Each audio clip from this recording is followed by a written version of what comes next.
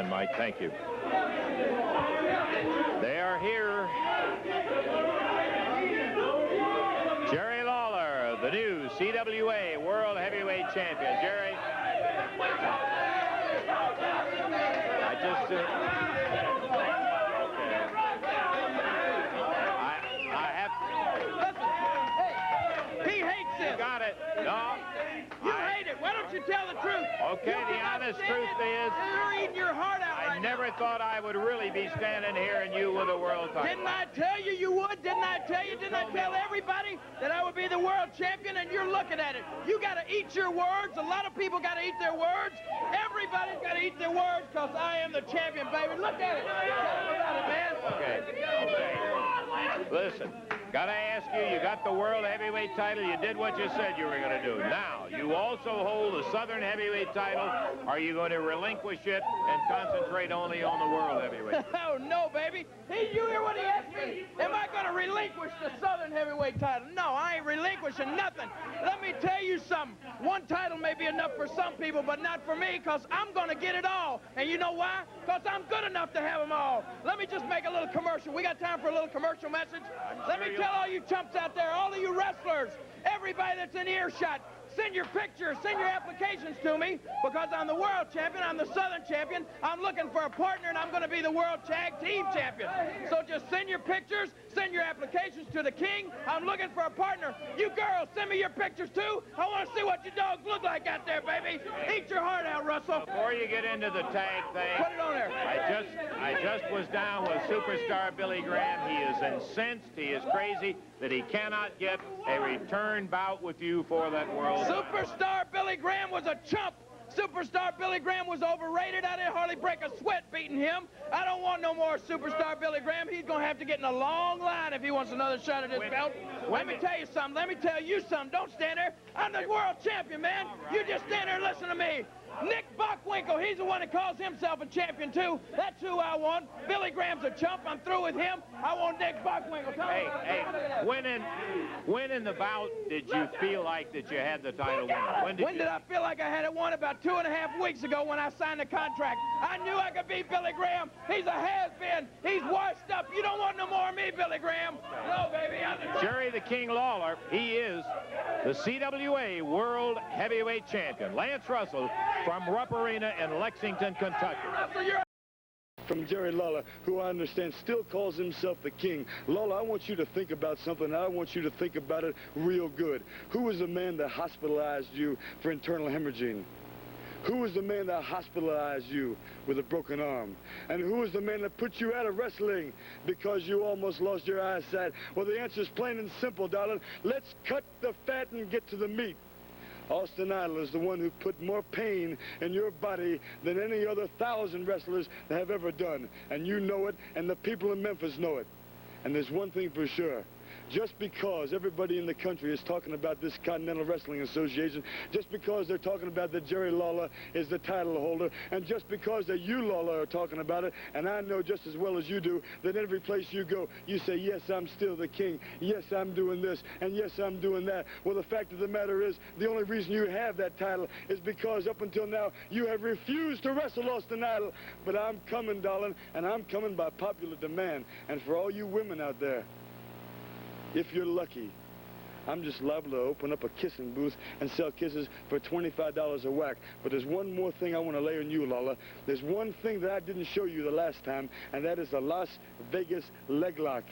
So you better prepare yourself, because once I slap that thing on, there's not a man walking the face of the earth that can get out of that hold. I'm coming for you. Mid-South, darling, here I come. Austin Idol, the universal heartthrob. He's going to be in here to put those dead serious muscles of his to work to go for the CWA World Heavyweight title, when Jerry the King Lawler will be the one who will be defending against Austin Idol. We're going to see if we can get the king out here to give us some comments. You know, of course, obviously you're going to have two shy retiring types in that ring when they get going. When Lawler defends and Austin Idol challenges, and it should be some kind of a World Heavyweight title. Here is the World Heavyweight Champion, Jerry Lawler, and Chief Cheerleader, Jimmy Hart. Showing off the belt. Jerry, get you over here. Walk around on your own time, as the old saying goes. Can I ask you a question here real quick? Go right ahead. Who gives out the tickets to these airheads that come in here? They come out through the wrestling. Now, I know how you do it. I can tell right now, this is the most despicable looking bunch of derelicts that I've ever seen. What you give out the tickets. What do? Go down to 3rd and Vance early Saturday morning and give out a ticket to everybody that's waiting there on the street corner? Is that what you do? I can tell by looking at them, man. Well, I didn't want I called you out here to talk about. I know what you called me out here to talk about, and I got some things I want to talk about. So you just stand there and do what you do best, and that's hold on to that microphone. So listen to me. Now, let me tell you this. I'm going to talk about Austin Idol, but first I want to say something else. You know, a lot of times you hear people talking about Jonesboro, Arkansas, right? Yep. Okay, that's a big wrestling town, Arkansas State University and everything over there. Well, I'll tell you what, they've had a little wrestling arena over there that people have wrestled in for years and years. And just to be perfectly honest with you, Lance, it's really not up to the King's standards, see? And especially since I won this World Heavyweight Championship, I told them over in Jonesboro, if you want the King back, you're going to have to get rid of that dump, get a new building. So that's exactly what they've done. They built a new building over there. Just for you. Just for me, exactly. Who else for, man? Shut up. No question about that. They built a new building for me. Tonight, they're kissing the old one goodbye. So Jimmy Hart and myself are going to go over there tonight and say our fond farewells to it, okay? I just wanted to get that out of the way. Okay. Now then, what do you want to talk about? I want to talk about the fact that tomorrow night, Sunday, in the Mid-South Coliseum, the Universal Heartthrob brings that whole body full of muscle back here to try to take that very belt that you haven't had too long. But I will say this, you have successfully defended it while you've had it. He'll be back in here trying to take it away. That almost stuck in your throat, didn't it? You hate to give me a compliment, don't you, Russell? Let me tell you something about Austin Idol. Now, I'm not going to stand out here and say, Austin Idol, I want to tell him what I'm going to do to him because he can't hear me. He's not here. He's not in the studio. He's not within earshot. He's not watching this television today. So I'm going to talk to you people out there, and I want you to listen. I want you to listen real good because I'm going to tell you what's going to take place down there Monday night. Now, first of all, make no mistake about it. Austin Idol has diarrhea of the mouth. You understand that, don't you? This man will tell a lie when the truth would do better. First of all, let me say this. Can you make those idiots shut up over there, Russell? What'd you do, bring your family down here today? Austin Idol will tell a lie when the truth would do better. Ordinarily, you can't believe a word that comes out of his mouth. But I did listen to his interview, and today, for a change, he told the truth. Austin Idol said that he kicked me in the stomach, and I did have internal hemorrhaging. He also said that he broke my hand and I was out of commission. That's also true. He also said that he tried to blind me. He did all of those things. And he also said that he's coming back to Memphis Monday night. That is right, Austin Idol. So let me tell you people, Sunday night, let me tell you people what's going to take place. You know, ordinarily, you talk about a football game or a baseball game or a wrestling match or a boxing match, you have to get up for it, right?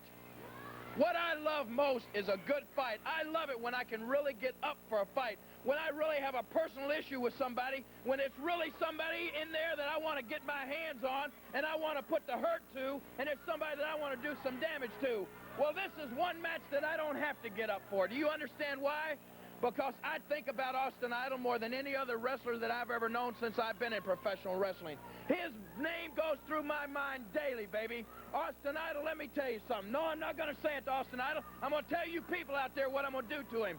When I get him in that ring, one thing's going to be going through my mind. That's that internal bleeding. That's that broken hand. And that's that him trying to put my eyes out. And I'm going to make him pay for every one of those deeds tenfold, baby. When I get in there with Austin Idol tomorrow night, he's going to get a good old Memphis beating from the king of Memphis. You understand that? You will have He's going to walk out of this town, not the international heartthrob, because I'm going to rearrange those little looks of yours, Austin Idol. You're going to walk out of here the international heart slob, because I'm going to leave you laying, baby. And don't ever dream of the day you're going to wear this belt, because it ain't going to happen.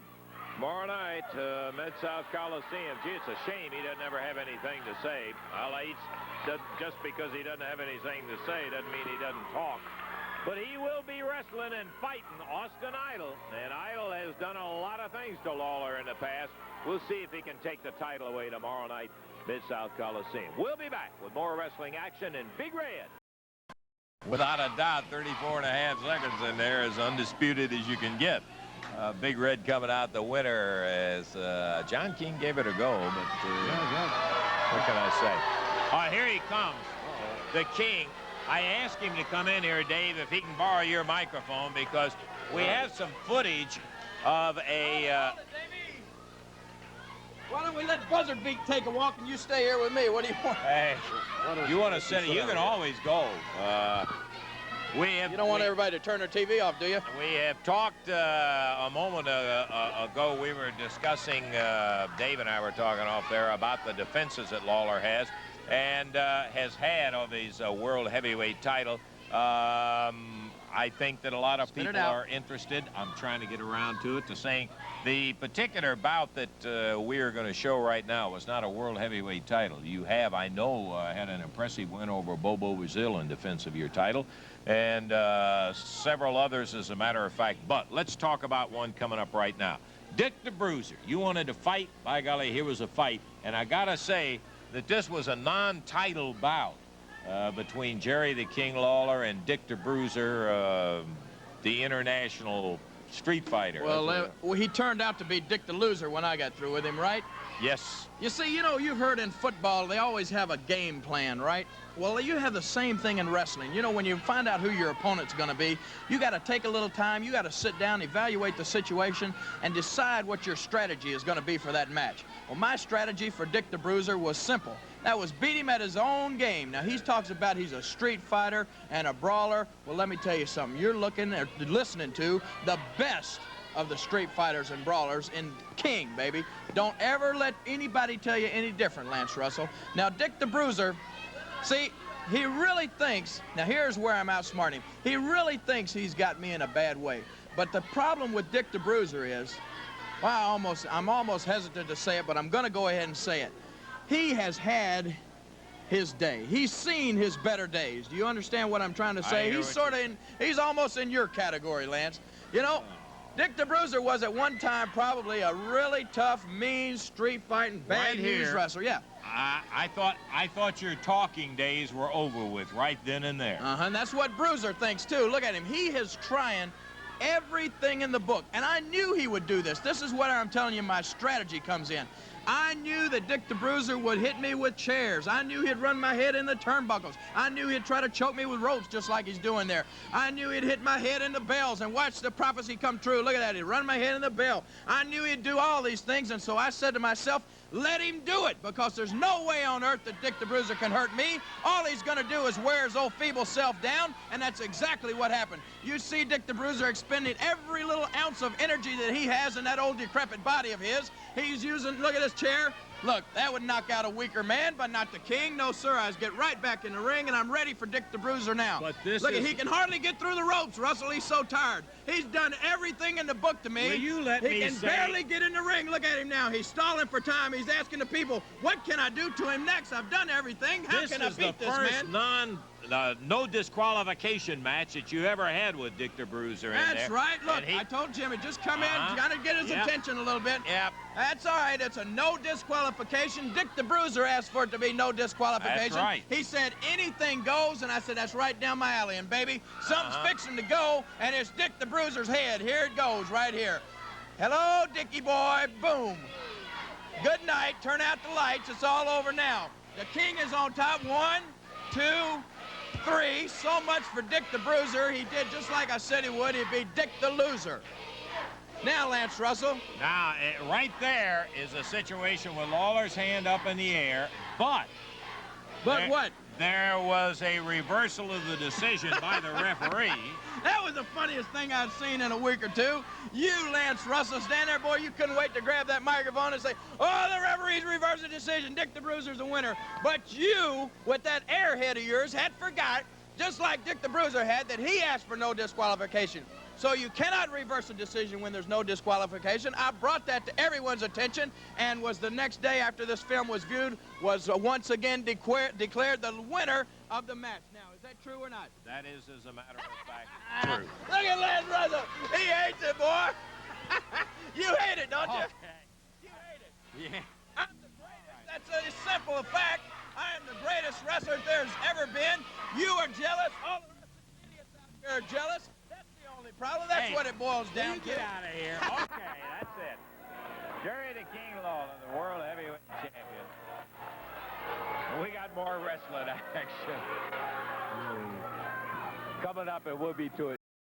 And so the action is going to be something. Lawler against Bockwinkel, the Assassins against Billy Robinson and Paul Ellering, and all of it happening. You can get your tickets until 5 today and all day on Monday in there. And here he is. Well, Letting things get a little out of hand out here today, aren't you? all right. Listen, I just want to say that you got one of the things that you want, the championship. Now you've got an opportunity to have your title, the World Heavyweight title, Continental Wrestling Association, against the AWA Nick Bockwinkel. And boy, I don't have to tell you how tough Bockwinkel is. Are you through, liver lips?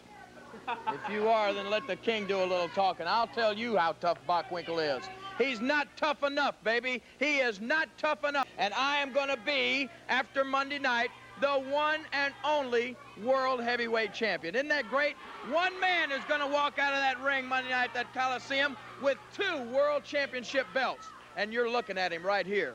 I'm the one. We made the comment just a moment ago to Dave that the time limit has been extended to 90 minutes.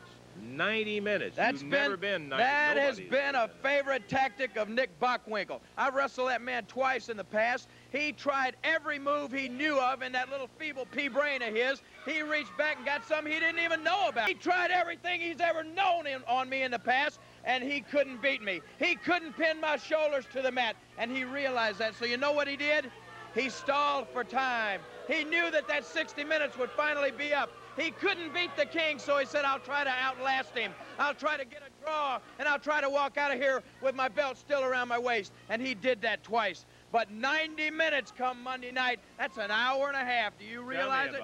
90 minutes, Nick Bockwinkel. You can't go that long, baby. It took me only 65 minutes to beat you last time I wrestled you, and it's not going to take me that long this time. The CWA World Heavyweight Champion against the AWA Champion. One man is going to walk out the World Heavyweight Champion. Once and for all, we're going to get it settled. You're looking at him right here. I got to say, it is a dream match to have the 2 champions going against each other. The 90-minute time limit is unbelievable, an hour and a half's worth of wrestling. It is going to be something that, as a matter of fact, I will tell you I will be looking forward to. It's a dream match. You said it. Don't come down there looking like a nightmare. Dress up for a change, would you? That's Jerry the King Lawler. And heading out with his chief cheerleader, Jimmy Hart. We're 25 minutes into action.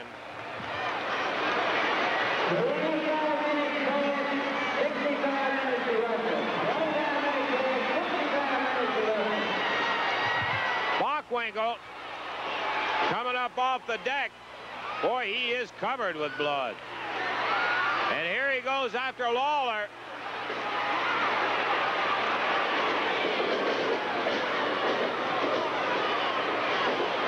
Over the shoulder and down. Bockwinkel fires Lawler on that atomic drop. Lawler bounces over the top rope. The referee does not consider a disqualification because he saw it clearly. Hart jumped out of the chair while the referee is counting on Lawler. Hart jumped out and nailed Bockwinkel.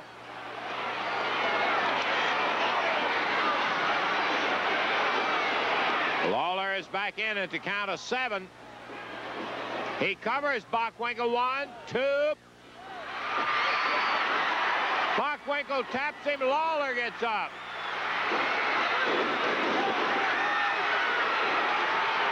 Bockwinkel goes after Hart. He pounds Jimmy, and the referee grabs Lawler's arm as he was getting ready to hit Bockwinkel with a chain. That's going to be it. A disqualification on Lawler. The winner, 36 minutes and 43 seconds. The winner is Nick Bockwinkel by disqualification. The referee hands Bockwinkel his. Just to let you take a look at it. We have the tape from Louisville, Kentucky, so if the tape's ready, let's look at it. And Lucas up.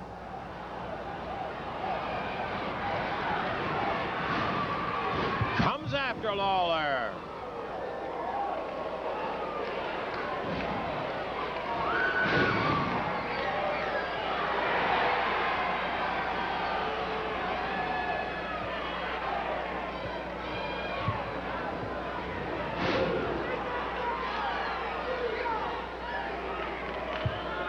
A whip.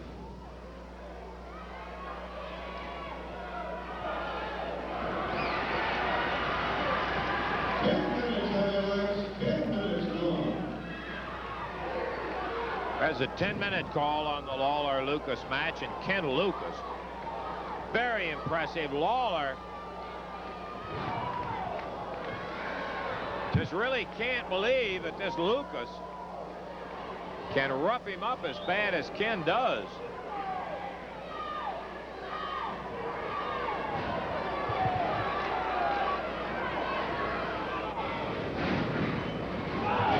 Lucas with a forearm.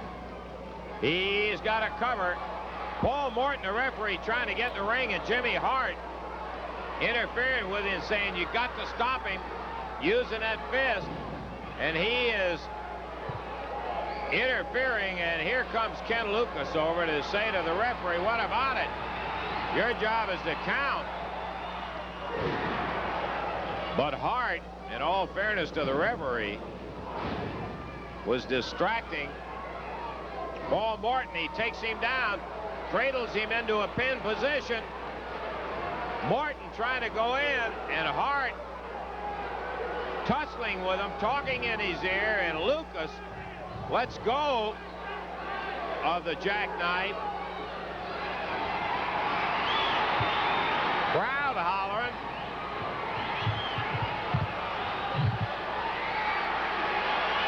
Lawler misses. He's got a chain on his hand. Lucas going after it. Lawler missed with the right to put Ken away, and look at Ken. He's got the chain now. Whip. Lawler on the deck. And there goes the referee. Ken Lucas covering. Once again, Jimmy Hart holding on to the legs of Paul Morton. And Lucas leaves Lawler. Boy, he had laid him out.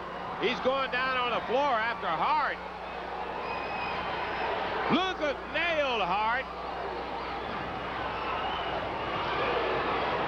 He slams Jimmy Hart down. Referee Paul Morton trying to get Lucas back in the ring. But maybe that'll solve Morton's problem of getting in when Lucas has Lawler down. Oh, Lawler. Lawler had something else on. Now, Morton comes in. 1, 2, 3. And Lawler came up off the canvas, nailed Lucas, and Morton came in. Hart had been holding him when Lucas had a pin on Lawler. Jimmy Hart in there, and he's holding his head where Lucas slammed on him. And Hart going after Ken Lucas, going after him. Lawler was pounding on promoter Jarrett.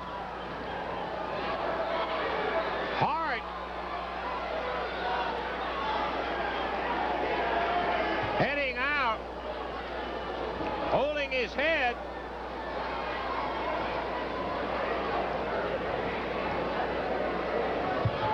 Promoter Jerry Jarrett, Ken Lucas still in the ring.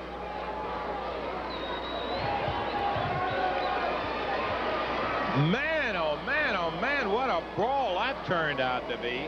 Boy, we had everybody but you and me in there, Mike, for a minute. Good night. Boy, what a wild night in Louisville, Kentucky a couple of weeks ago. Lawler against Lucas, the match, and then everybody else involved. Hey, we got a... Jerry the King Lawler will be going against Ken Lucas. This, in a way, is a rematch. These guys have scuffled before. And I think we had the results for you last week here, and you saw that. Here is Lawler with Jimmy Hart and the CWA World Championship belt with him. Jerry, you got Ken Lucas coming up again, Christmas night. Well, you're right. I got Ken Lucas coming up again. Now, I don't know what it is about Ken Lucas. I don't know if it's the fact that, you know, he's new in the area or what it is, but the guy has suddenly got an extreme case of the big head. And I want to tell you why he's got it. He's got it because of people like you, Dave, and he's got it because of people like these idiots out here who think that Ken Lucas is really something. And now, everywhere he's ever wrestled all his life, he has been a bum. I mean, an absolute bum.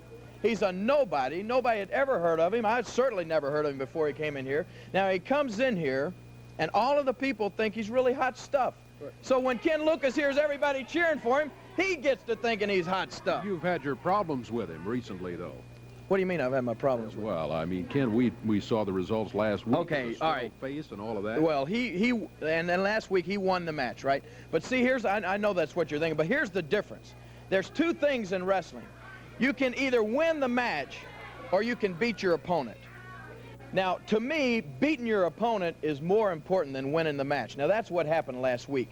He won the match. Oh, he got a 3 count, but I beat him like a dog. I beat him so bad that he don't want any more. He don't want no more. I tell you what, we just happen to have a videotape of that match, and if you don't mind, why don't you wait a minute, wait just a minute. Let's take a look. Wait a minute. No, wait. Before we take a look at it, let me explain something to you first.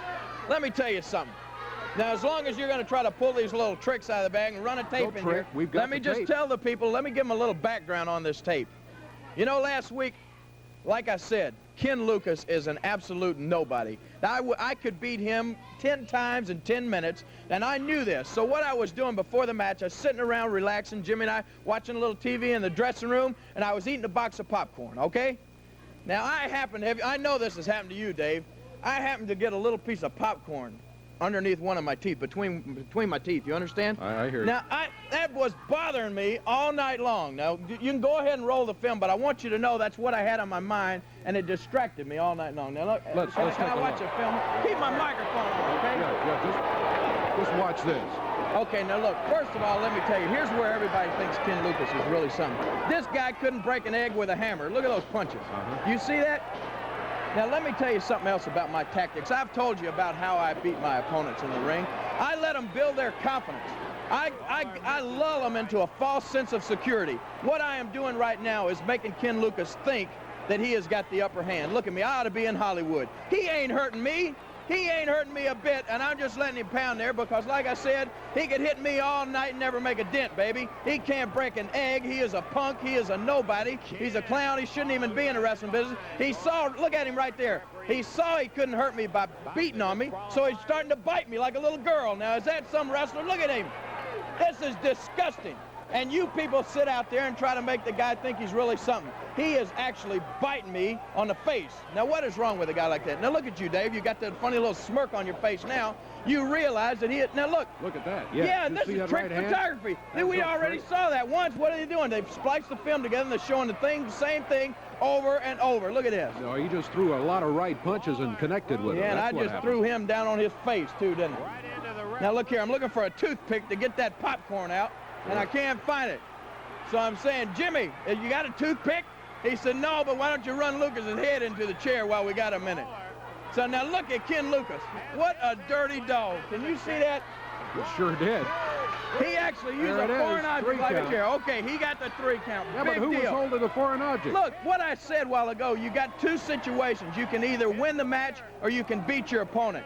Now, he won the match, so I'm fixing to beat my opponent right here. I am fixing to do a number on this guy because I've been letting him get away with something here. I'm fixing to do a number on him. I'm fixing to beat him so bad. See, there's where he made his mistake right there. Greeting for Jimmy Hart. He jumped on Jimmy Hart. Well, he shouldn't have done that because here comes the king, baby. I'm fixing to cut his lights out right now. I'm going to beat him so bad that they're going to have to empty the dressing room. They're going to have to send some wrestlers in to try to help this man. Now, you watch. Here I come. Get ready, Ken Lucas. That's right. Put out the lights. It's all over for him right now. This is what you call beating your opponent.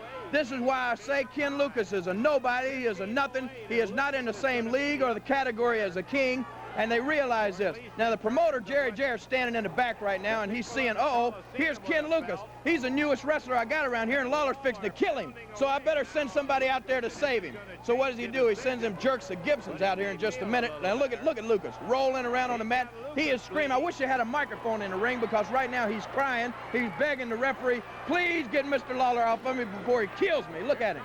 Let's point out it's 2 against 1 here, and the match is over. 2 against 1. You think Jimmy Hart gonna hurt somebody? What's the matter with you, man? There's the Gibsons coming in to save him. Now, who is left laying on the mat? You will never see the King left laying like that. That's what I'm telling you. This guy is a nobody. He is a nothing. And do you realize they even had the audacity to want me to put up make it a world title match with this guy Christmas night? It's not going to be a world title match because he does not deserve a shot at the belt. He is not a world-class wrestler. He is not a contender. He is a nobody. They wanted me to put the belt up to make the people think he's somebody, but I'm sorry. He's not. Well, in spite of that, he's got the victory. Maybe he does deserve a shot at the belt. How can he have the audacity to claim a victory when you people just saw it right there on your TVs? The film don't lie. He was left laying in the middle of the ring, and they had to come out and save him. Would you call that the victor? But he won the match. His hand was raised in the match. Big deal. And you have to Big deal. He is a joke. He don't belong in matches with me, much less championship match. He don't even belong in the ring with me.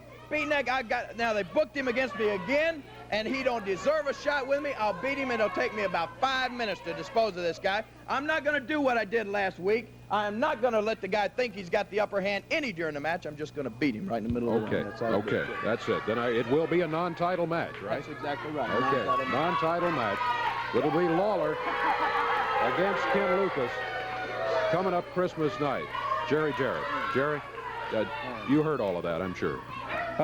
Yeah, I did, and I want to come out here and explain something to the people. I just listened to Jerry Lawler belittle Lucas and belittle the wrestling, and I want to explain something. We've got a new year starting out. Buddy and I have been in negotiations with Jerry Lawler for 2 months now for a 1980 contract.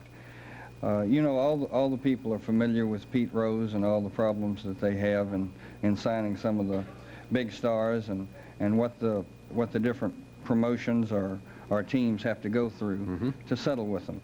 Well, Jerry Lawler has made what used to be an enjoyable business for me, promoting professional wrestling, a nightmare. We've had to cater to him. We've had to pay him an unbelievable amount of money. More than he's worth. And the 1980 contract that he and his people presented to us it borders on insanity. Buddy and I have been trying to lower prices with the cost of gas, and a lot of our fans come from the surrounding towns. It makes it real difficult for people to enjoy the sport or the recreation or whatever they like. So we've been working very hard to try to cut corners and cut prices and still maintain the quality talent, so that we could, in fact, lower prices instead of raising them. Now, in order to sign Jerry Lawler's contract for 1980, we figured it out with a pencil and piece of paper. We'd have to raise prices in every city we do business with $1.25. So that's how ridiculous it is. Now, we're not going to do that. Furthermore, Jerry has stood out here and he says that Lucas is a nobody and that that's a nothing match. So what I want to say to you is when you go over the card, for the Memphis card Monday. Okay. Tuesday, right? Tuesday, Christmas. We're going to just treat it like it's a nothing match, and we're going to move Mr. Lawler down on the third match on the card. And no longer the main event, then, right? No. He says that it's not a main event match, and if he doesn't feel that it rates main event match status, then we'll put it on the preliminary match where it goes. We want to tell the people that we're no longer going to cater to Mr. Jerry Lawler. As a matter of fact, Christmas may be his last match. Christmas may be his last match because, well, I'll tell him personally. Jerry, I'll tell you. Wait a minute. No, you wait a minute. You've been wanting an answer to us what we were going to do about 1980. Well, I'll tell you what we're going to do about it. We're not going to do anything about it. We're not going to sign your contract. We're not going to pay you your big guarantees. We're not going to raise prices to accommodate you. You can go the way of Mr. Pete Rose, and you can change organizations. And as for Christmas Day, the match is a nothing, you say, with Ken Lucas, so we'll treat it as such, and we'll put you down on the preliminary match where you belong. Are you through? Yeah. Are you through? Give him a big hand there. That was quite a little performance, wasn't it? But let me just say this, Jerry, really, in all sincerity. Now, I really hate that, you know, you're talking about contracts and stuff. This is really things that's better left in the wrestling offices, you know, away from the TV. But if you want to air your dirty laundry out here, then we'll just air some. Now, I just hate to say this. I mean, that was a nice little performance, but in all sincerity, I can read you like a book. Do you realize that? I know what you're trying to do. Do you know what he's trying to do, Dave? It sounds to me like he just told it like it was. No, right no, here. I'm sorry. See, that's what he wants you to think. That's what he wants all the people out there watching to think. But what he is trying to do, he is trying to stand out here and shame me into making this a title match. He wants me to put up the World Heavyweight Championship against Ken Lucas because he thinks Ken Lucas is hot stuff. He wants me to stand here and tell you people that Ken Lucas is a good wrestler, that he has a chance to beat me. But I'm sorry, Jarrett, he is not a good wrestler. He does not have a chance to beat me. And you want me to put the title match up so it'll be a big important match on your Christmas card. But wait a minute, I just got an idea. Now, you're talking about the contracts. Why don't we do this? And you like Ken Lucas so well. Why don't we do this? I'll wrestle Ken Lucas, and I'll put up the belt. But let's have you put up something, too, because you believe in him. I believe in myself enough to put up the belt. Why don't we say this? If I beat, or if Ken Lucas beats me, then he's got the belt. You've got yourself a new world champion, and I'll sign the old, and you talk about ridiculous, 1979 contract, Mr. Moneybags. I'll sign it. That's right, where I have to run up and down the highways with the, look, you know, I'll sign it and be penniless all next year. I'll do that. But let's say this. If I beat Mr. Ken Lucas, then you sign my 1980 contract. What about that, huh? Hey, that's fair enough. That's fair enough, ain't it, Michael? I've been very tolerant letting you talk because I feel like that it's your last time to run your mouth on Memphis TV. No, I don't want your CWA title match. And I don't want you.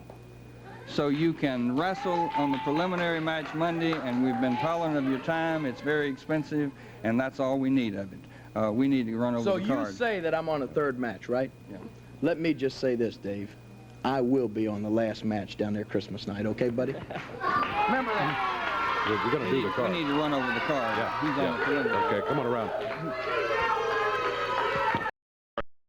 To the story on, I get it now. The understanding you and Jarrett going to be in a single match, and boy, this one has got to be a serious one. Oh yeah, it's so serious, Lance Russell. This is a match of my dreams. Now, I understand you've been out here trying to recap the incidents that's taken place. Let me just refresh your little feeble pea brain a little bit, and all the rest of these idiots out there. I'll tell you the truth about what's taken place. That little punk Jarrett, so-called promoter, but he's actually a frustrated wrestler. He was so bad as a wrestler that he got his brains beat out every night, so he decided he'd try it behind the desk. Well, he's not doing too good a job there either. He's fixing to get fired from that job because his partner realizes what an idiot he is now. Do you understand what I'm saying, Lance Russell? Jarrett runs off at the mouth last week and says he made the statement that, Lawler, if I beat you, I'm going to fire you. Well, he did not beat me. And you know why he didn't beat me? Because he's never seen the day that punk could beat me. So what does he do? He picks on my man over here, Jimmy Hart, my manager. Poor little feeble Jimmy Hart, and he pins him. And then he can't wait. In front of all those thousands of people, he grabs that microphone and says, Jerry Lawler, you are fired. Well, let me tell you something. When he got back to that office the next morning, Buddy Fuller grabbed him like this. He started slapping him in the face and said, what's the matter with you, punk? You can't fire Lawler. You got any guts in your body? You said you'd beat the man, and you didn't do it. Yeah. That's no. Don't try to swerve these people around. I'm telling you the truth. Buddy Fuller says, if he does beat you in a bout tomorrow, you are gone. That's it. That's No more just fine. recourse. Buddy Fuller is an honorable man. At least he knows right from wrong. That's more than I can say for that little punk. Do you know I've had it up to here with walking in on Monday mornings and having that little sawed-off runt saying, this is where you go. I'm telling you where you're going, punk. You're going down. That's where you're going. And Lawler pouring it to Morton. Takes him over. Drops straight down with that right hand. No disqualification. Remember that. Referee Thomas Marlin is stationed on the front edge of the ring with his back to our Jarrett Welch camera. He is there for the purpose of counting out only. Look at Morton. This kid is dead game.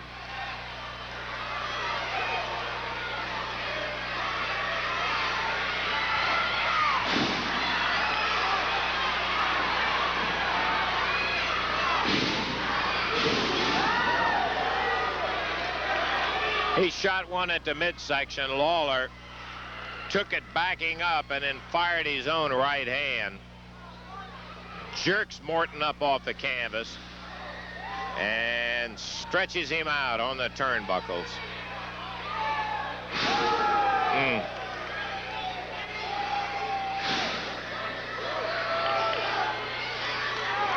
Propping Morton up.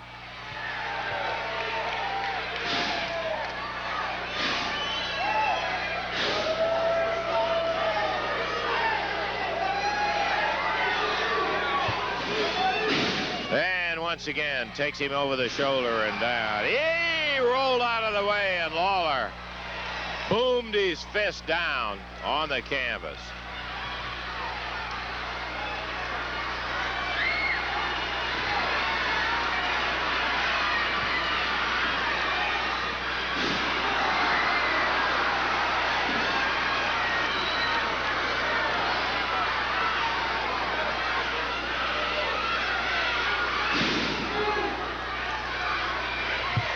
Double chop from Lawler.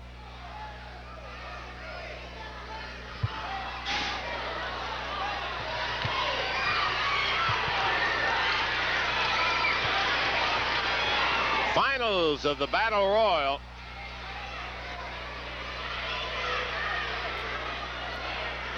Lawler fires Morton into the ropes, catches him with both hands as he comes off.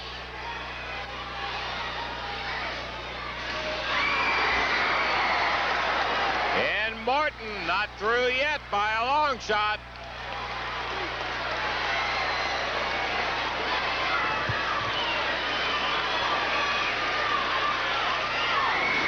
And look at Morton. He heaved his body behind that elbow, and he knocked Lawler off his feet. First time Lawler has been off his feet, I believe.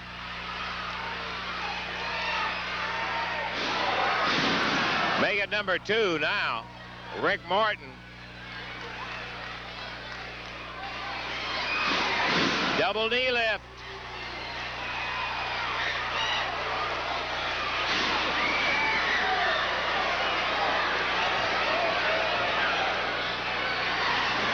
Into the ropes, into the midsection.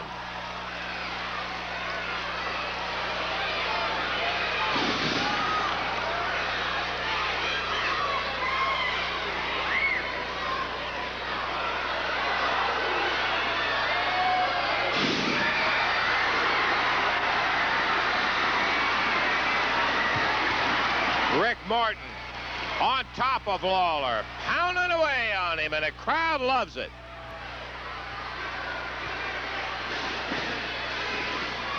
Flying press, and Jimmy Hart grabbing referee Thomas Marlin as Morton holding Lawler down. Hart again, but Morton goes right out of the ring after Hart, puts him down, stomps on him a couple of times. Meanwhile, Lawler, look at him going to his tights. And he's got that chain out of it. As Rick Morton, better look out. Lawler on the floor. Morton blocked a punch with that chain, grabs it, nails nails Lawler. Morton up on the ropes. He's got the chain. Oh, and Lawler rolled out of the way. Morton busted his fist on those ropes.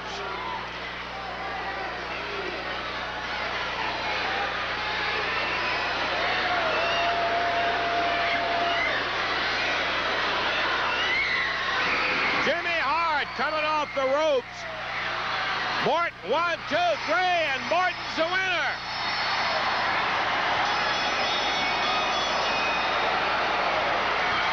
Rick Morton, winner of the Battle Royal.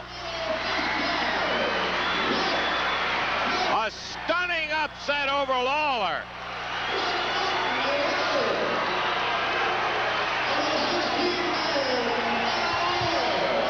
Rick Morton seizing the opportunity.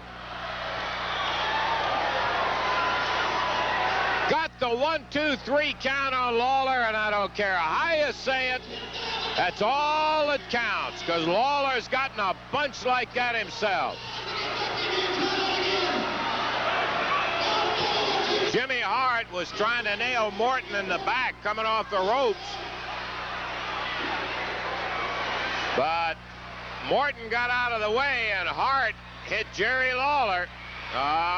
Morton climbing back in, going after Lawler. If he had a little more experience, he would have shown he didn't have anything to gain by that. And Lawler pounding away on Rick Morton.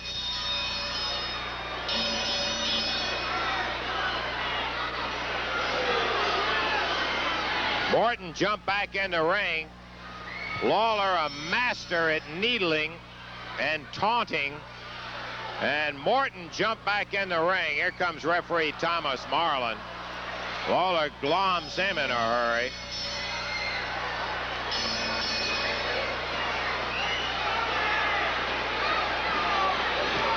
And young Rick, feeling the wrath that Lawler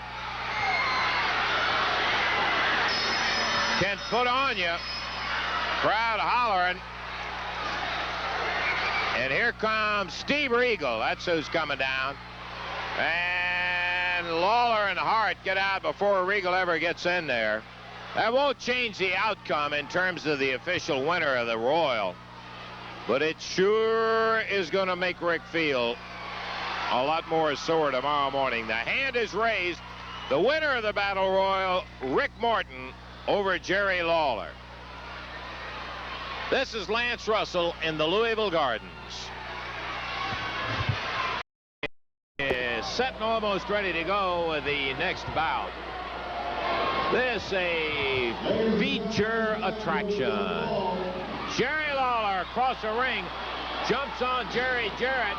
Hart going after Lucas, and that was a mistake.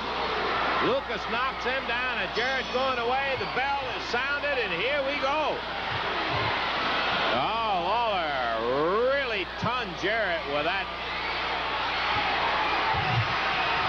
iron encased. I say that without having proof of it, but elbow pad of his, and he nails Lucas, takes him down. Jimmy Hart throwing something on Lucas.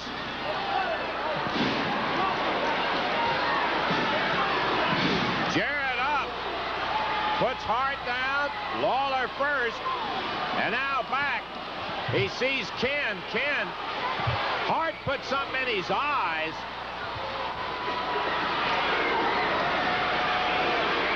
And Jerry Jarrett trying to protect him over there.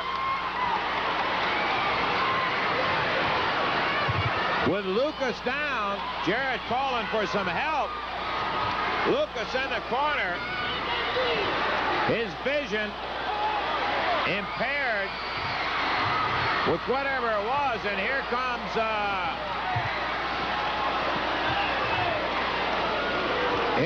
Dundee.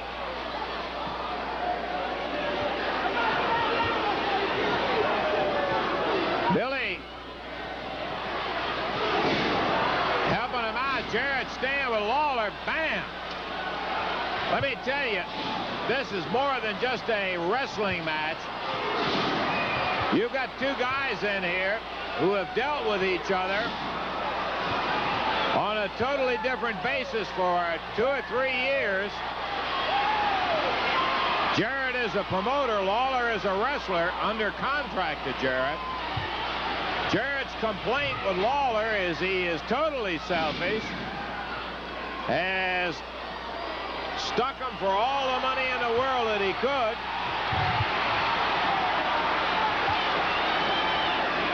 Lawler, on the other hand, maintains Jarrett has done everything that he could to give him a hard road schedule all over the country. And Jarrett just let him know that that's the way you dot an I. He banged him with a good right hand.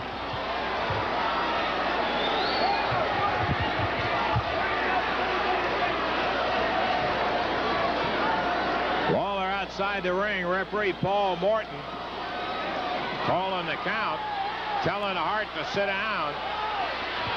Hart has not had a good night. Lawler is in the process of knowing what it's like. Jarrett caught him with a butte. Really tagged him off well with that right hand.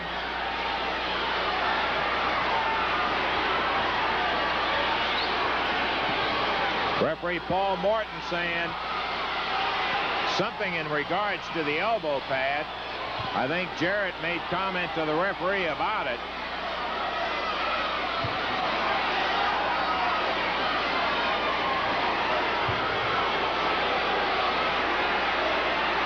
Lawler opens his hand finally and reveals nothing.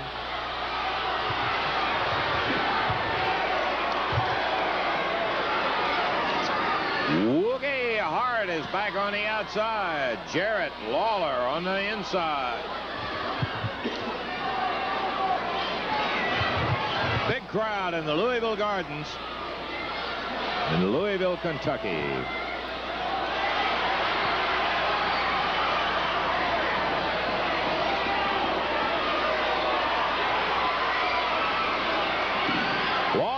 That elbow pad down on his hand again, and Jarrett hops out of the ring wisely.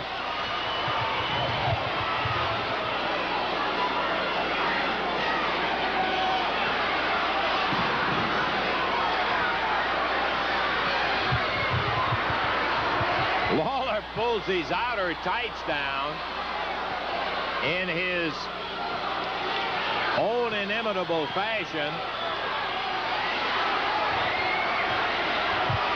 demonstrating that he had nothing in his trunks. Once again, he pulls that elbow pad back up. Whoa! And with the tights down, Jarrett added something to it. Pounded on Lawler. And Lawler outside the ring. He was really showboating it for the referee's benefit. And Jarrett tagged him good.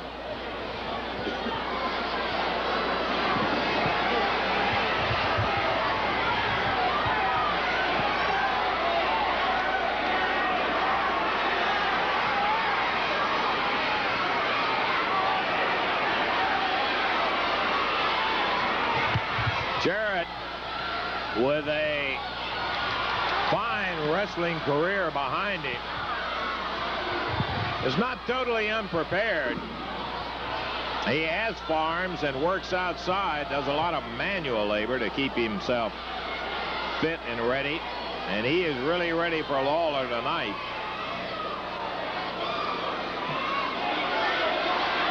Jarrett trying to pull him out of the corner to the center of the ring.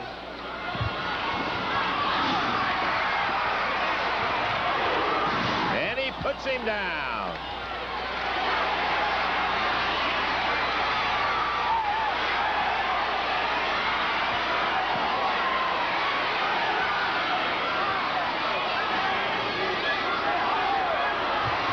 Referee again counting for Lawler to open the hand.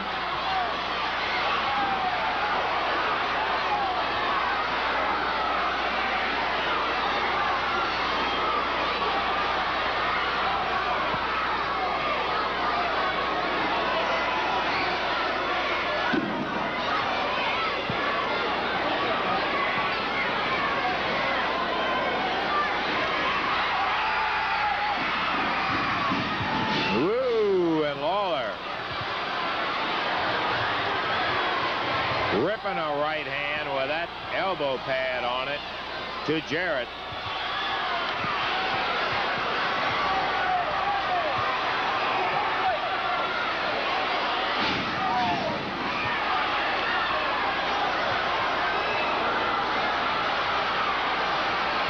Hart getting into the act now over there as Jarrett is down.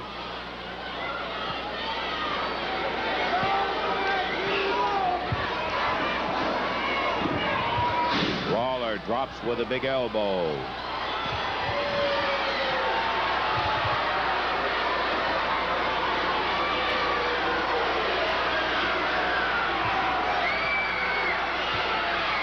And Jarrett from the canvas going after his elbow pad.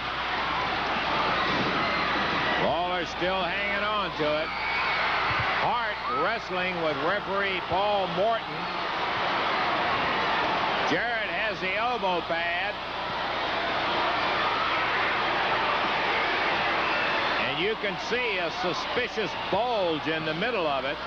Lawler caught him with a foot, going for a pile driver, and he got it. Lawler first grabs the elbow pad before he even thinks about a pin.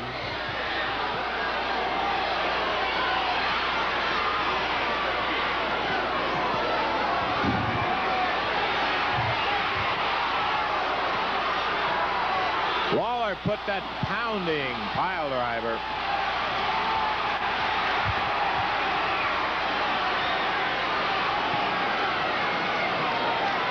Jarrett obviously disabled by it.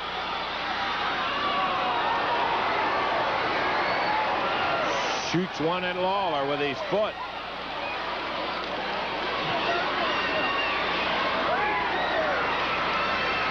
His left arm immobilized, but nothing wrong with that right. He hit, obviously, the pile driver is designed to drive the whole body right down on top of the vertebrae, the neck.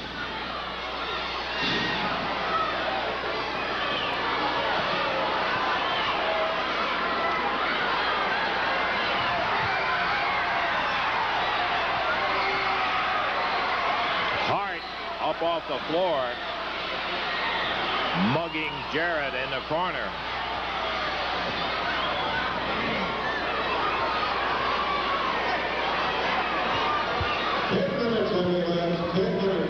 The 10-minute call in this 30-minute bout. As Jarrett with that right hand pounds a couple of them, a third one at Lawler. He's going for a cover. One. Up. Lawler pulled him right off.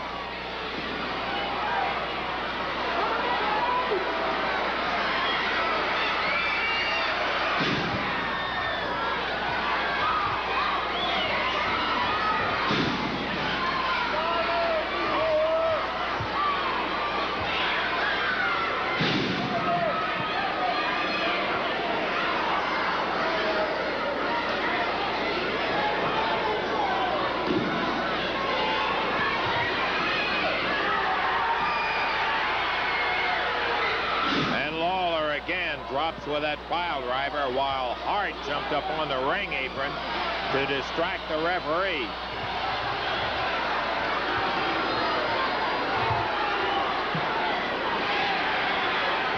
Lawler covers. 2, 3, he got it. No great feat.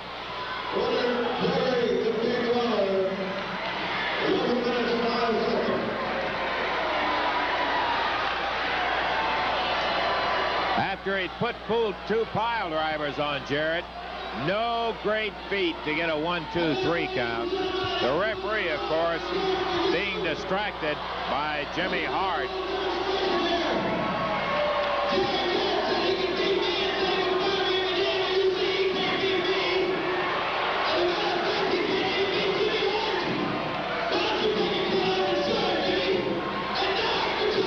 Lawler making a big mouth about Jarrett said he could beat me. He can't beat me. He can't even beat Jimmy Hart. Now he wants Hart to do like he did with Lucas while Jarrett is hurt. Pound on him.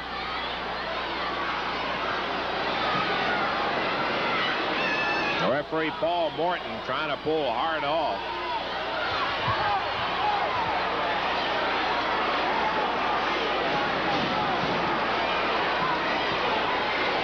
Lawler keeping the referee from getting to Jimmy while he pounds on Jarrett.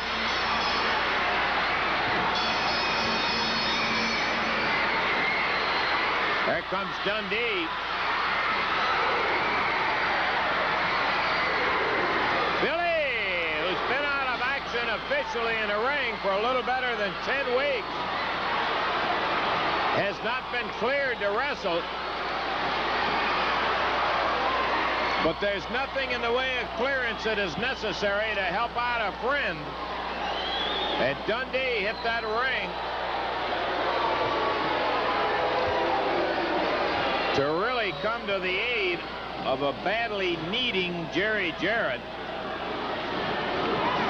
Lawler and Hart outside the ring as Dundee administered to them in a fashion that got rid of them. And now Billy back in with Jerry Jarrett.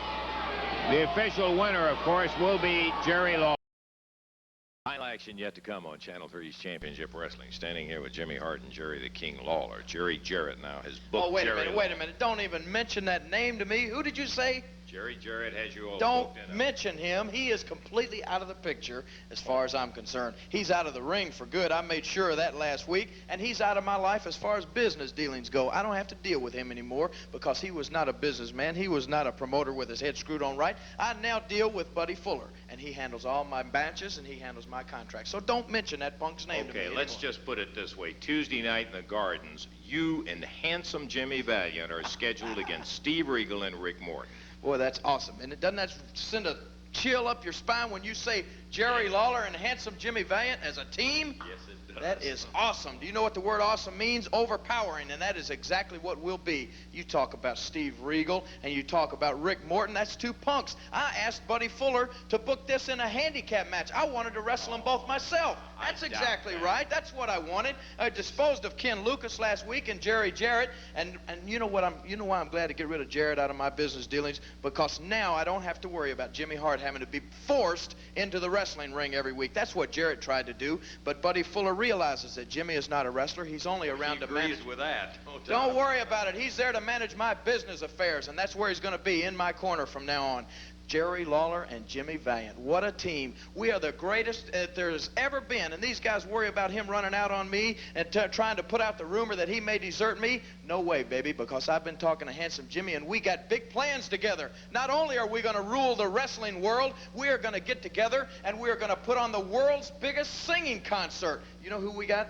I'm gonna tell it right here. We are getting the Beatles back together, the Beatles along with myself and handsome Jimmy, and we are gonna tour the country with the greatest concert ever. Okay, remember Tuesday night. Oh, and Hart popped by Rick Morton. Hart was going to be Superman to the rescue, and Lawler over is saying, "What are you crazy, man? Stay out of there."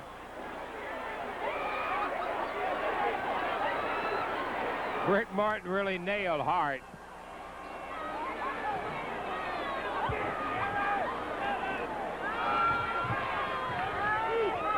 Tag on Morton, and he takes over the arm of handsome Jimmy.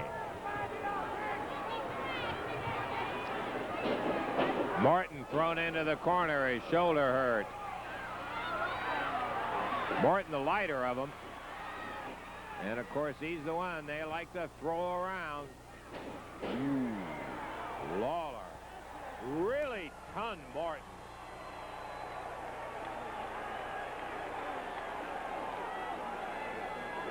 Picks him up. Caught him with a foot. Really splattered him.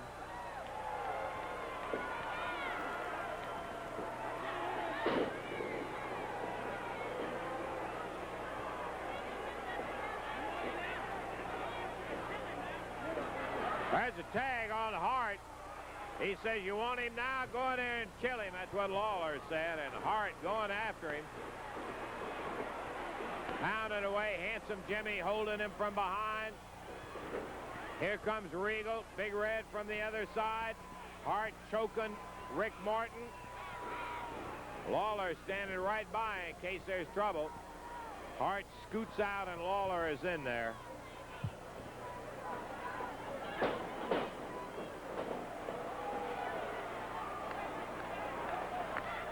Morton needs a tag. Oh, yeah. Big elbow again from Lawler on Morton. Again. Pounds him. And misses. Tag on Handsome Jimmy, though. Body slam. Jimmy. Morton goes into the corner. Valiant really throwing him around the ring. Game boy, I'll tell you this Morton is. Lawler puts him down. He's back in.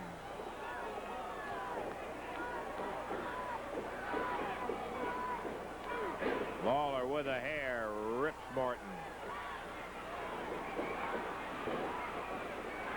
Regal trying to battle his way in. Referee says stay out. Lawler with a pile driver.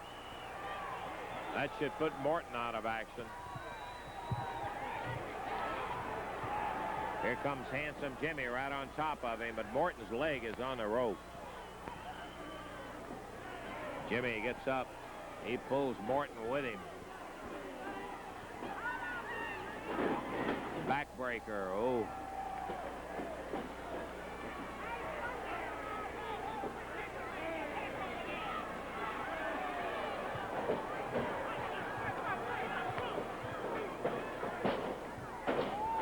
For Rick Morton.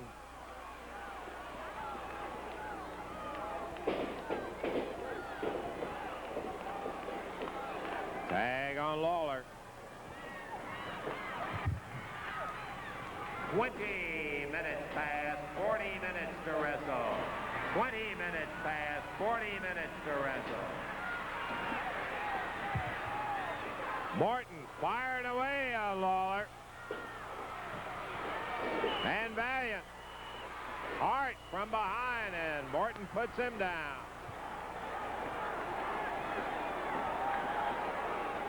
But Lawler, I couldn't see it because of Hart and Valiant, but Lawler must have nailed him.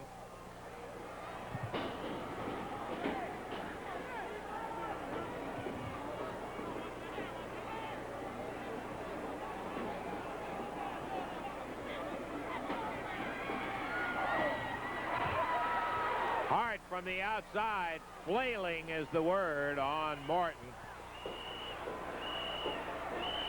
Lawler holding him, and Hart after him. Handsome and the King drop him down on the top rope.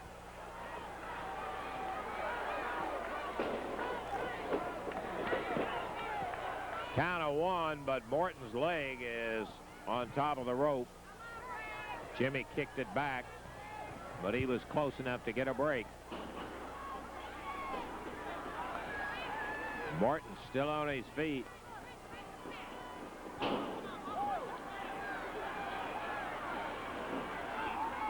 And Lawler put him down as he whirled with that foot.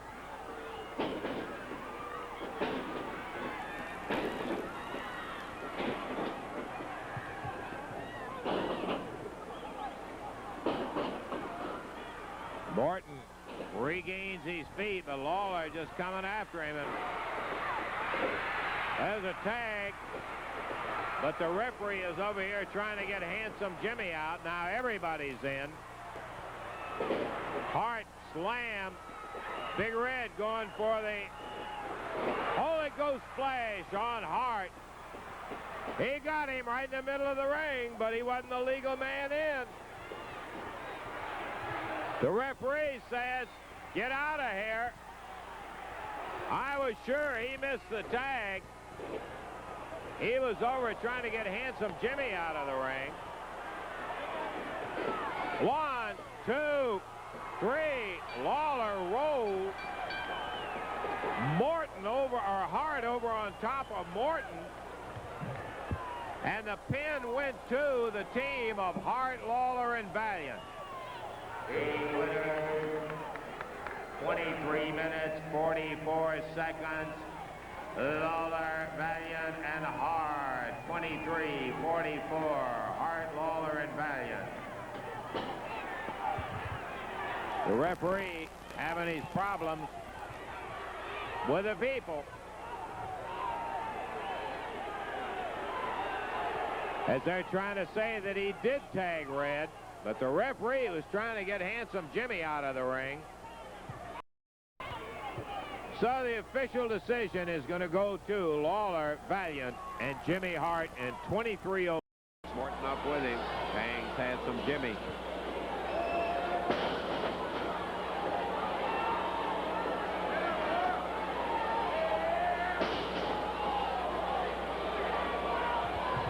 Dundee telling him to quit hitting him with that closed fist.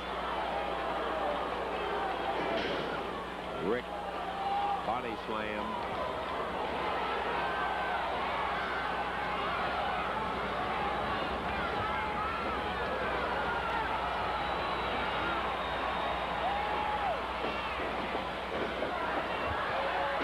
Jimmy Hart comes in. He goes to pick Morton up.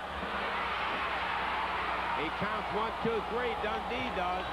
Lawler trying to explain that Hart's foot was over the rope. Dundee didn't see it.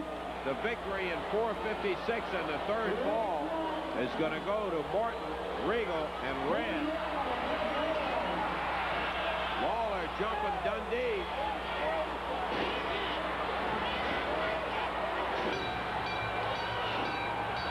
Lawler flailing away. Here comes Regal. Nails Hart. Dundee fires a foot. He grabs that elbow pad of Lawler's. Now the reverse is true.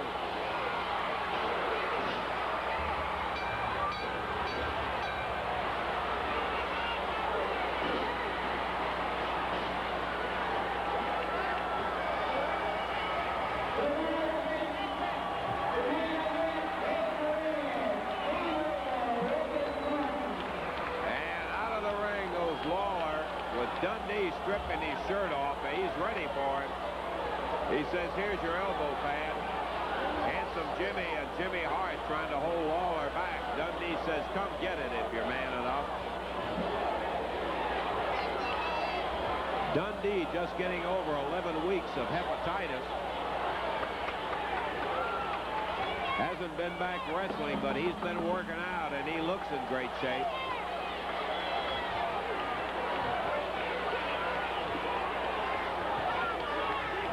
Crowd waiting to see whether Lawler's going to go get it or not.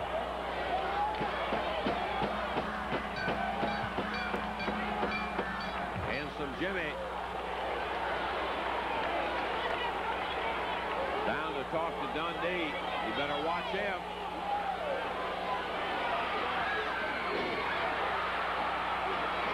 Dundee swings the belt, straps Lawler as he went for that elbow pad. Lawler grabs the belt. Now he starts beating Dundee. Boy, they are trading some licks, and now Dundee has the belt. Lawler picked up a rope standard. Big action coming up Tuesday night right there in the Louisville Gardens in Louisville, Kentucky. And by golly, I'll tell you what, last week there was some slam-bang six-man, but this coming week, Tuesday night, no disqualification, no time limit. We love it. We love it. Let me ask you one question. Have you ever seen No, that's a silly question. I was going to say, have you ever seen a grown man cry? But I know you do when you look in the mirror. But last week, brother, to see Jarrett, who's supposed to be the big shot promoter around the country, sniveling, laying on that mat, crying like a baby, with Jimmy Hart pounding his brains out and me stomping him, and he was actually had big alligator tears running down his face, begging that referee to stop the match. Now, is that something? Now, naturally, Jarrett, he's the big shot. He's the boss man. So the referee said, ring that bell. That's the only way you got out of that match with your skin, Jarrett. And let me tell you something, Lucas and Dundee, that jerk has made the mistake of his life, and he's going to cost you jerks your careers because he has put your name on the contract with no disqualification. Ain't going to stop it this week. You're going to see 3 men cry. It's going to be those clowns. Yeah, as a matter of fact, they want no disqualification. Ah! Woo! Maybelline! Why can't you be true, mama? Woo! Mercy! It's going to be a no DQ match. And I'm not talking about Dairy Queen, mama. I'm talking about no disqualification. Woo! Come on in, brother. Get your feet wet one more time. You can stand it. Woo! Crying. Big tears, baby. Cry. Handsome Jimmy. Yeah, well, I'll tell you what. The team of Valiant, Hart, and Lawler are not the only team that is interested in the no disqualification. Their opponents will be mighty happy that that's the way the contract is. And Tuesday night, right there in the Louisville Gardens, it is all going to take place just like that. No time limit, no disqualification. Jarrett, Bill Superstar Dundee, Ken Lucas going against handsome Jimmy Valiant, Jerry the King Lawler, and Jimmy Hart. It'll all happen Tuesday. Be there. Rick and Robert Gibson. And going against them in this match, total weight 467 pounds, with their manager Jimmy Hart. From New York City, handsome Jimmy Valiant. From Memphis, Tennessee, Jerry the King Lawler. This match will be to the expiration of time. Referee Jerry Calhoun. Woogie! Jerry Calhoun saying, let me have one in here. Rick Gibson across the way will be the one starting. Lawler off with his jacket, and Jimmy off with his whatever, and now his shades he's about to get rid of. His eyes. Yeah, get rid of his eyes. Let's see who it's going to be, Jim. Come on now. Get it on. We're ready for some wrestling action. Lawler will be starting. We're ready for it. Bell. Davey. Rick Gibson starting against the King, Jerry Lawler. The expiration of time match. All kinds of complaining coming from the corner of Lawler, Hart, and Valiant. Don't know exactly what the complaint was about.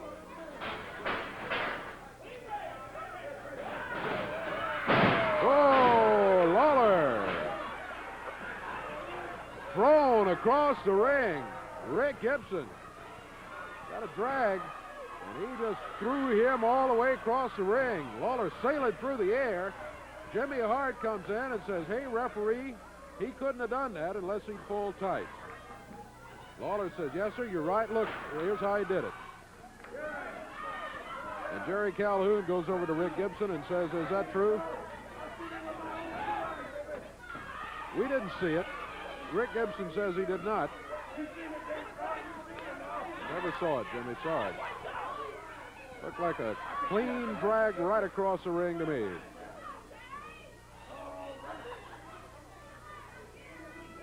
One minute, 12 seconds into the action. Back in the corner. Rick Gibson hooks the arms, hangs on. Lawler was going to fire him across the ring. Rick Gibson reverses it on him. We were watching that time. No tights, Jimmy. Yeah, no tights. Clean. Nothing wrong with it. He's seen it with his own eyes. Yes. Come here, ref. Lawler again says, come here, referee. Let's talk it over. Rick Gibson says, here's how I did it. Lawler says, here's how he did it. And I guarantee you the discussion is not going to get us anywhere. Rick Gibson, center of the ring, waiting for Jerry Lawler. Lawler hanging back close to the corner. 2 minutes, 10 seconds gone. First fall of action and an expiration of time match. Hart seated in the chair over in the corner. Rick Gibson kicked at him as if to say, hey, sit down and be quiet.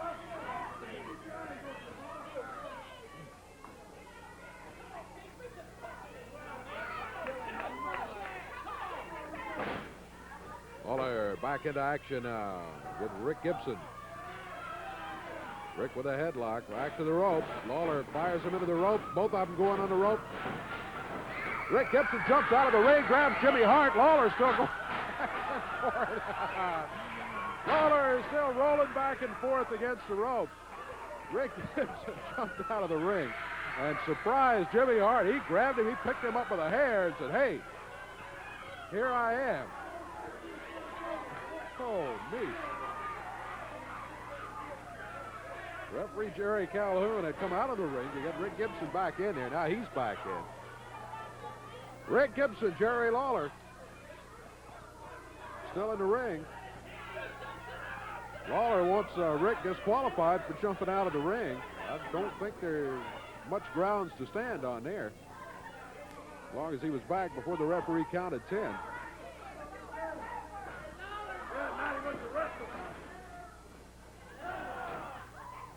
Rick Gibson with a headlock over to the corner and tags brother Robert.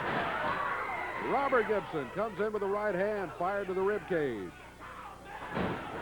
Hand full of hair by Lawler. He dropped with a fist. Robert was gone, and Lawler slugged the mat. 4 minutes into the first fall. Lawler trying to work his way back to the corner for the tag. Whoop. Oh, a little double team action, but it backfired as Robert Gibson smacked handsome Jimmy. He had his right fist pulled back. He was ready to unload on Robert.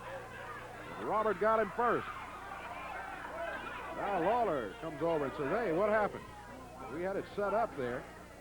I was going to fire him into the ropes, and I was going to let you slug him. But it just didn't work out quite that way. There's a tag. Handsome Jimmy Valiant from the Big Apple, New York City. Robert Gibson greets him.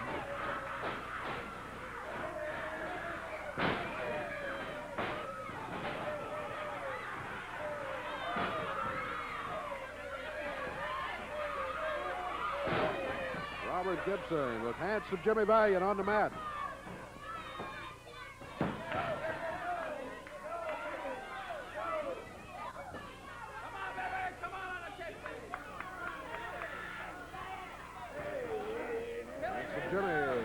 Robert Gibson into the rope, rolls him off with the arm lock.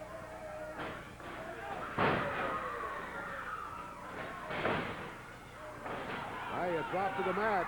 Rick Gibson jumps in and grabs Lawler. He slugged him. Robert Gibson still has a headlock on handsome Jimmy. Valiant and Robert Gibson are the two legal men in the ring right now. Lawler stumbling out between the ropes, being attended to by manager Jimmy Hart. Meanwhile, back in the ring, handsome Jimmy back Robert Gibson into the ropes, fires him into the turnbuckles. Robert hit hard on his left shoulder, moves out of the way. Jimmy runs into the turnbuckle. Valiant rolls the shoulders down. Lawler jumped in there. He was going after Rick Gibson, and he cost his team a possible pin. Robert's shoulders were down, held there by handsome Jimmy. The Gibson brothers have made an exchange. Lawler says no tag.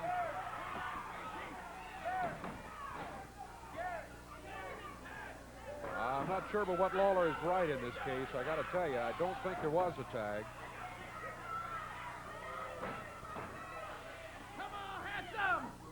Doesn't seem to make much difference. Handsome Jimmy fires Rick Gibson into the ropes. Rick held on. Jimmy Valiant with a haymaker swing. And he missed altogether. Both of them heads slammed together. Lawler hits the deck. Jimmy Valiant hits the mat. Put there by a drop kick. And a good one by Rick Gibson. And the King. You love this, don't you? I love it. I sure do. You're right. There's a cover. 1, Oh, Lawler in there to break it up at the 2 count.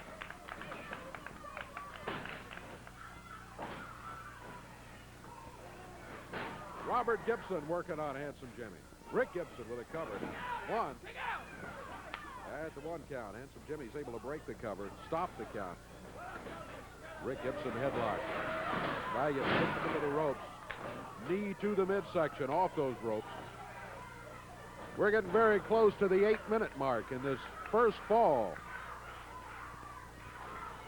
Action and conversation all the way in this one. Lots of conversation in the first 2 or 3 minutes, but it's been wild action for the last 5 or 6. Boy, it really has, Dave. This has been a dandy. Lawler, right fist used against Rick Gibson.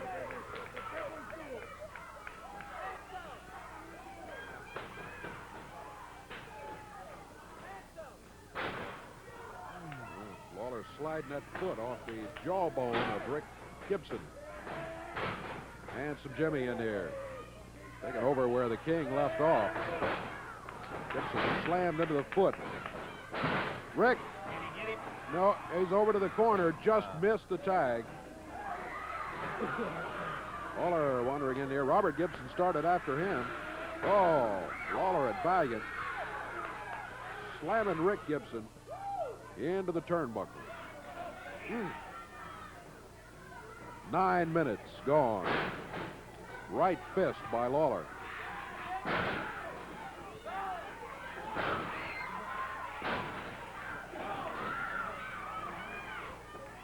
Rick Gibson off the ropes. Drove Lawler to the mat. Unfortunately, Rick fell, and Lawler is between Rick and brother Robert over in the corner. Rick starting for the corner. Can't get there. Both of them go down. They banged heads coming off the ropes there. Both wrestlers down on the mat. 9 minutes, 40 seconds into the action. Oh. Right hand by Lawler, but he hits the mat. Rick over near the corner gets the tag, and here's Robert Gibson. Robert with a cover. May have him. No. Just a 1 count. Oh.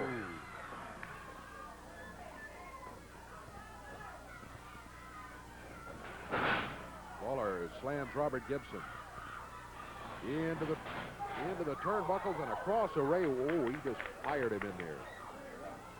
Robert hit hard. You just don't make many mistakes against Lawler and get away with it, do you? Huh? Again, across the ring. Lawler shoved him on over the top rope. Referee's back was turned, and there's a possible disqualification. Yes, sir. Robert Gibson down on the floor. Jimmy Hart down there. Handsome Jimmy down there with a chair. Rick down on the floor trying to help his brother out.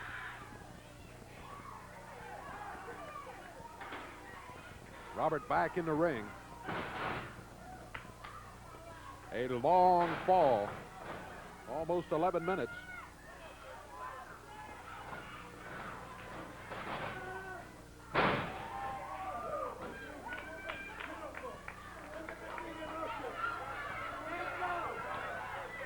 Lawler misses with a swing. Robert rolls to the corner. Here's Rick. Handsome Jimmy out of the ring. Lawler still in there against Rick Gibson. Rick with a shoulder butt drives Lawler to the mat. Jimmy Valiant trips him up. Jimmy Hart rather tripped him up. Jimmy from the chair. There's a cover by Rick. Valiant into the ring now. He yanks Rick Gibson off the cover. Referee says ring the bell. Disqualification. It's got to go against Lawler. Disqualification. Yeah, Jimmy Hart is in the ring. It's going to be it for the first fall. First fall is going to go by disqualification. We're going to check our time and be back in a moment.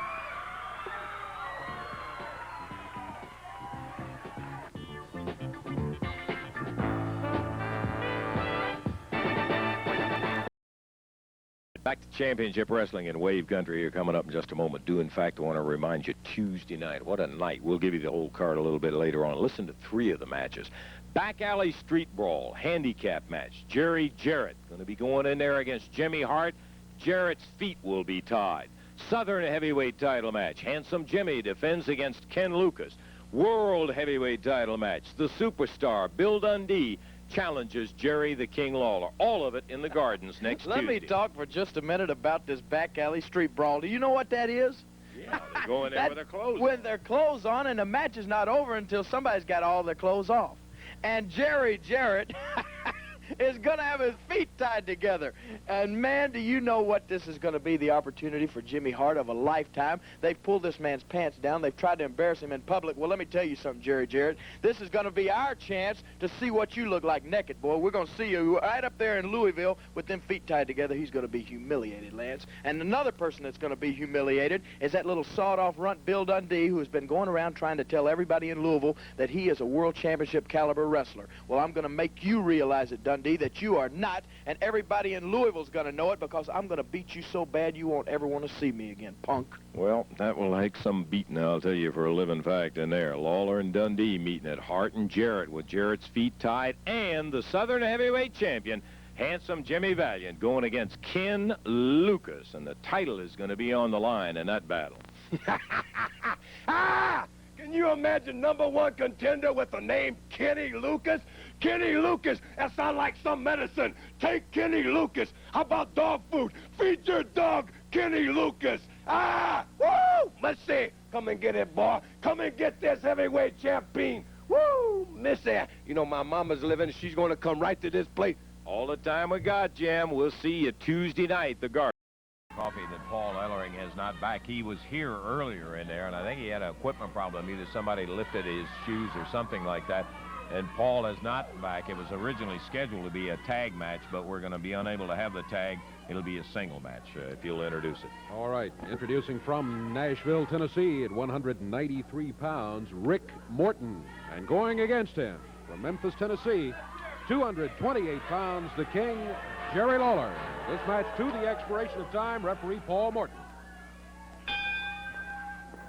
Bell time. If we can get Hart off the edge of the ring in there, we might be in good shape to go. And he finally hops down with the World Heavyweight belt in this non-title bout. And Rick Morton goes after him. Went for a single leg dive, Dave, but he wasn't quite close enough to get him. Lawler against Morton. Jimmy Hart in Lawler's corner.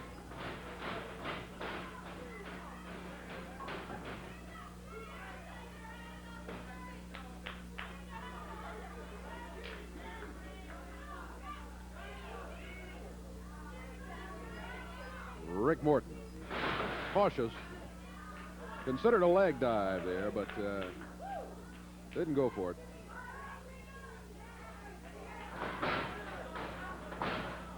Back in the corner, referee is there, wants a break.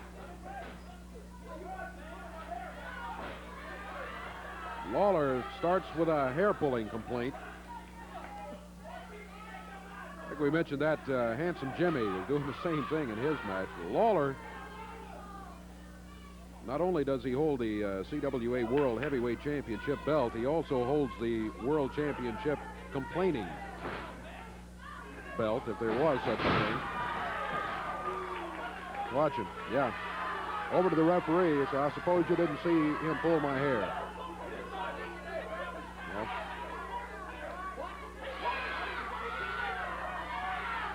didn't see any hair pulling at all, Jerry. I just saw a takedown by Rick Morton.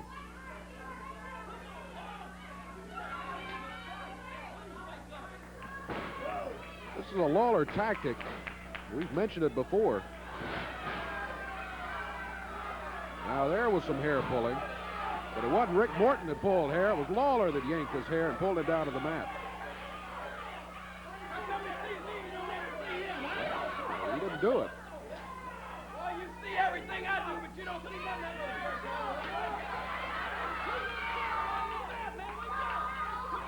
Well, Lawler. Complaint. Jimmy Hart was standing up out of the chair, and the referee counted him sit down. He said. You don't want to see it.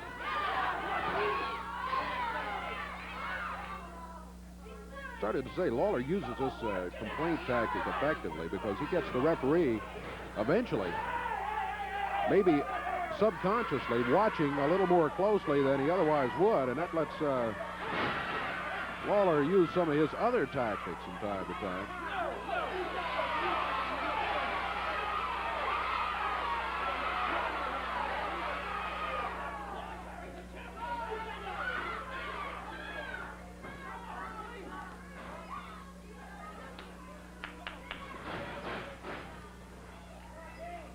We're 3 minutes, the end of the match. This one goes to the expiration of time. Whoever has the most falls when the time runs out will be the winner of the match. Leg drop by Lawler. Converts that over to a step over toe hold.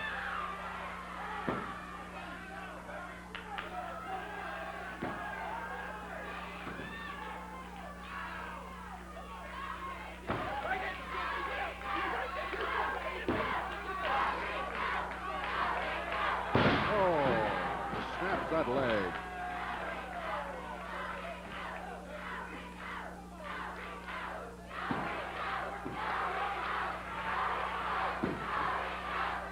Crowd cheering Rick Morton on. Jimmy Hart was trying to calm him down. He said, wait a minute. He said, y'all, I'll kind of hold it down a little bit. Lawler drops on the leg again.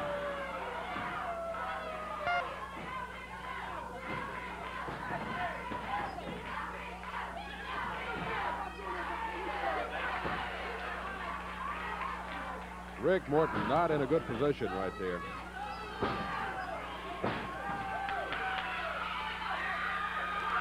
Morton grabs Lawler, trying to pull him down to the mat.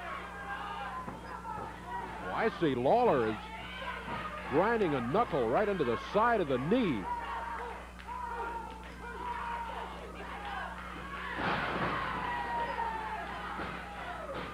Rick Morton trying to get back on his feet, and Lawler smashed the side of that knee again.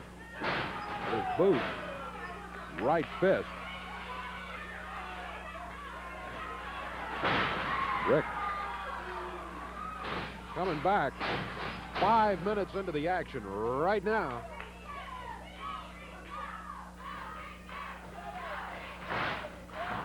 Forearm by Lawler. Maybe with the armband too. Hart working on the knee.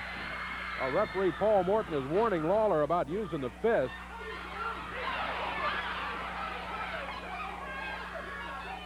And look at Lawler turn the whole thing around. He's the one that took the referee away and distracted him. Now he's telling him that Morton was kicking at Jimmy Hart. Side suplex. Huh.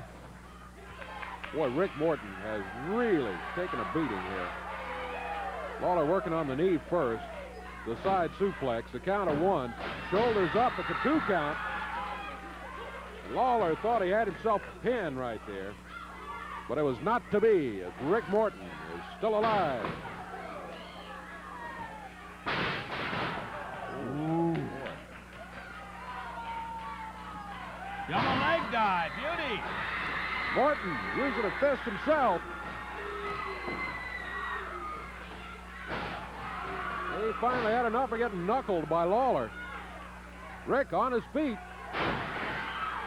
Works a neck breaker, a cover, 1, 2 count, and Lawler is able to break it at that point. Thought maybe Rick was going to have an upset here over the King.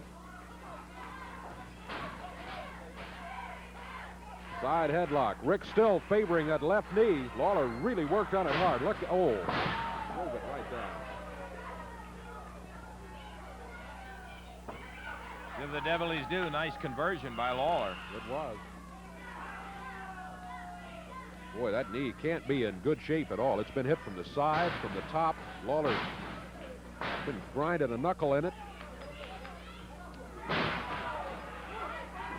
We're at 7 minutes right now. 7 minutes of the first fall.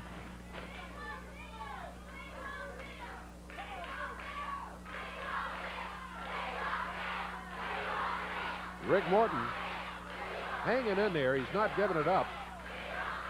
Crowd hollered, we want Bill. Referring obviously to the superstar. I think this young fella in the ring's doing a whale of a good job myself. Rick Morton. Indeed. Boy, a lot of people would have given this one up on submission long before now, but Rick Morton hanging in there.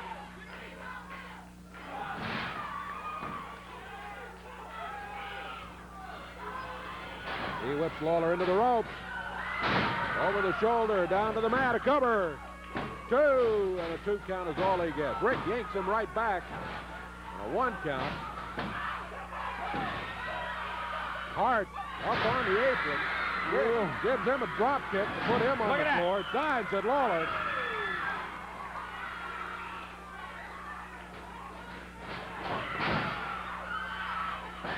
Hart steps back up onto the apron.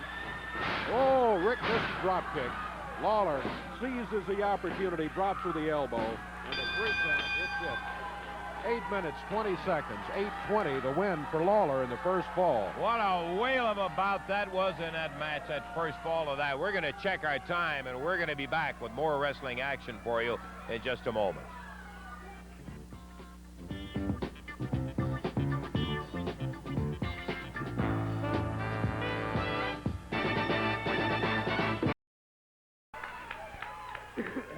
This will be a 1 fall, 15-minute time limit match. Introducing at a total weight of 400.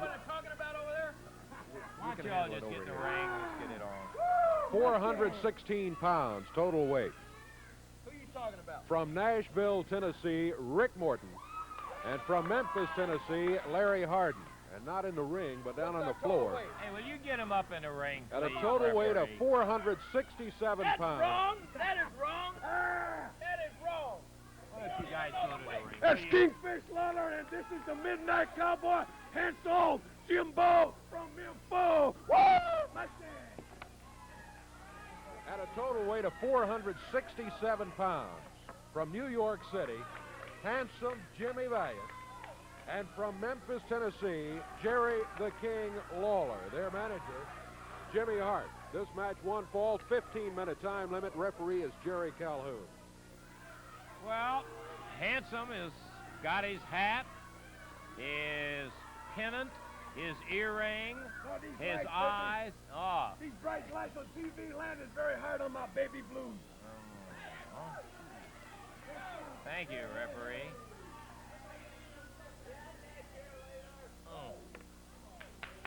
Lawler and Valiant finally in the proximity of the ring. Lawler starting out. Boy, look at that design on Lawler's wrestling tights there. Chinese dragon. Is that what that is? I thought it meant Jerry Lawler speak with forked tongue there or something like that. Okay, we're ready. Bell time, and we're off and running. Well, the referee had to get Jimmy Hart back around and sitting down in a chair instead of discussing the situation with the crowd. I think Hart is bringing his own chairs with wheels on it or something. That guy goes around that ring in that chair. Like he's got it motorized. Rick Morton, Jerry Lawler is starting out. Morton going for a single leg dive. Lawler blocked him, went into that front face lock on him. With a chancery, whips him around into the corner and holds him at the turnbuckle. Rick trying to take him up. The referee saying, come on, bring it up. They're on the rope. Lawler just holding on. Whoa, what a drag. And look at that. Lawler came on the right, spun around, and Morton drags him right out of the corner. Different story. Now it's a hair. Yeah. Hair pulling. One tough little monkey in there, that Rick Morton, I'll guarantee you. He gives away weight to everybody that he goes in there with, but it doesn't bother him a bit. Morton fakes the leg dive. Lawler backs to the corner. Handsome Jimmy's still running his mouth. Now he's telling Lawler, pull out a gun and shoot him. It may be the only way you'll get him. Back in the side, the referee steps in. Handsome Jimmy. Ooh, and Morton ducks out of the way, and Lawler holds the punch up. Morton had ducked. Lawler was about ready to blast Valiant, and he held it up.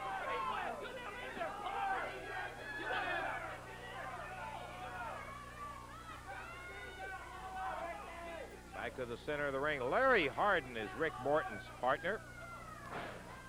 Handsome Jimmy, Jerry the King Lawler's partner.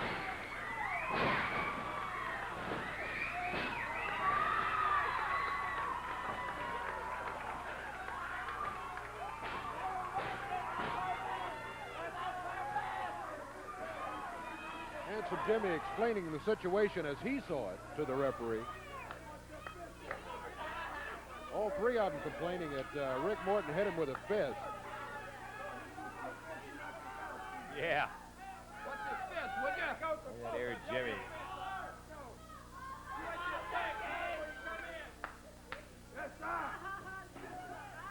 Handsome Jimmy Bay. Jerry Lawler now in a standing side headlock as Rick Morton tags Larry Hardin, and Larry making his first appearance in. Picks up that side headlock. Hardin with a little more weight than Morton. Good condition, well-built young fellow. Lawler shuffles him across the ring. Misses a right, and Hardin doesn't. Yeah, he used a fist, Jim. That's right.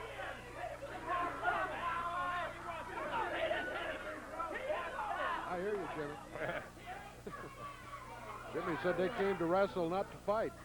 Who threw the first fist? The question. Lawler just happened to miss. Hardin didn't. We're 3.5 minutes into this one. Hardin, foot to the midsection. Bottom of the foot, Jimmy. It's legal. Bottom of the foot.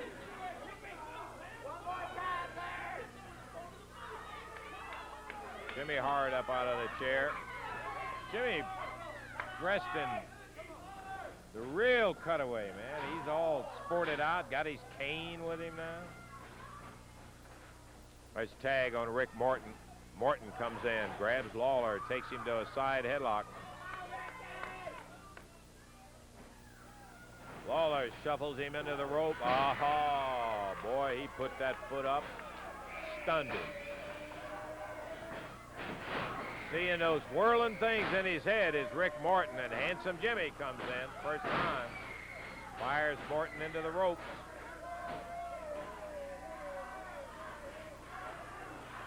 And Jimmy, in that street brawling style of his, slams Morton into Lawler's foot. Tag on the King. Big body slam, and Lawler comes right in behind it off the rope with that right hand.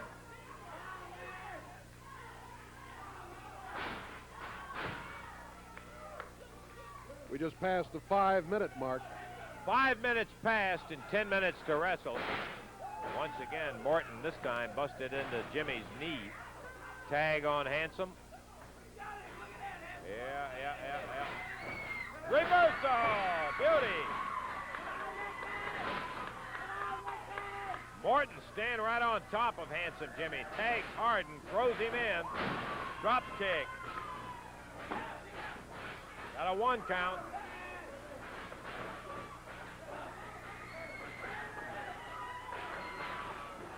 Hardin and Handsome Jimmy in the corner. The King steps in, pulls that elbow pad down. We can see it. Nailed him with it. 2, 3. And there it is, Davey. How much time on that one? 5:53. Lawler and Handsome Jimmy in tow in 5:53 over Morton and Hardin in a good match. We've got more action, but we're going to take time out right now, and we'll be back to it in just a moment.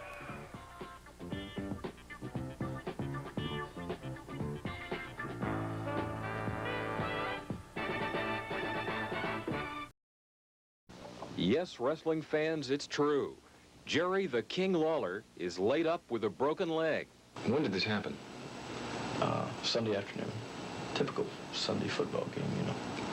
Usually on Sundays during football season, some friends of mine that I went to school with during high school and everything get together and play a little football. Jack Lambert, Terry Bradshaw, you know the boys. Play a little game of football on Sundays, and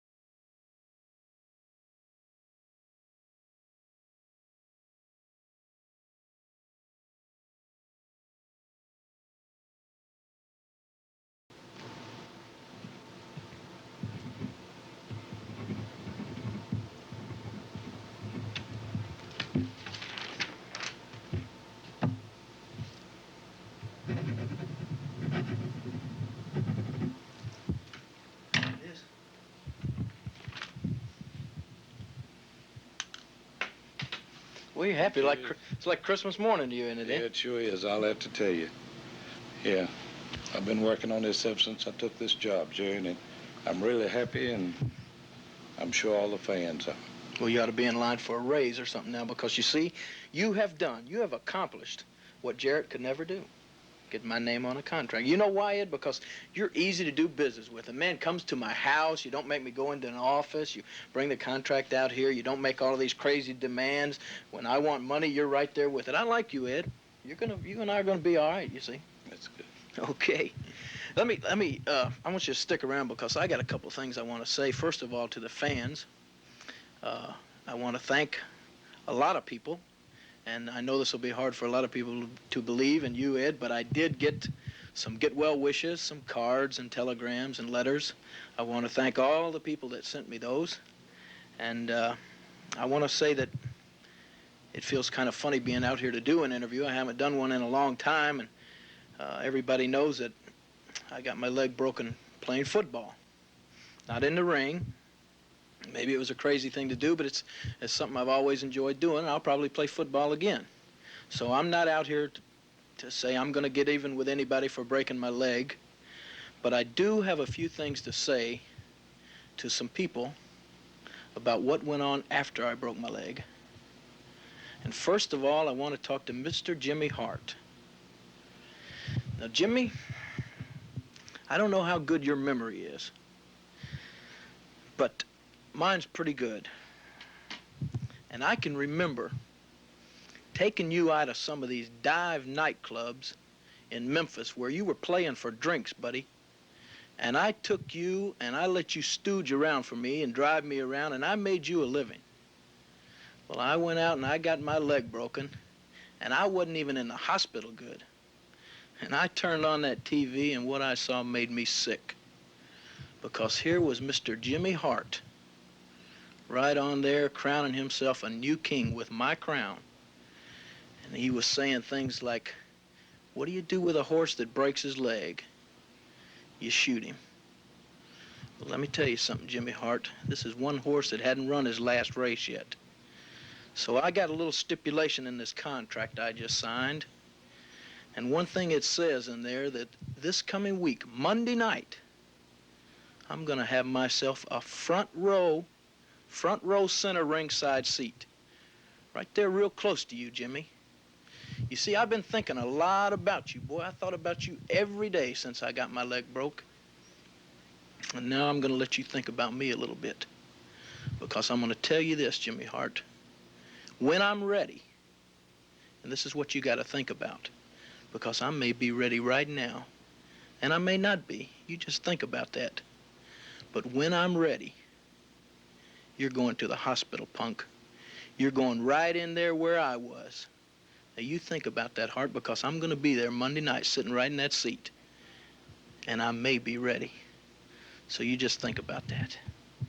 Now I want to talk for a minute to Paul Ellering. Paul Ellering.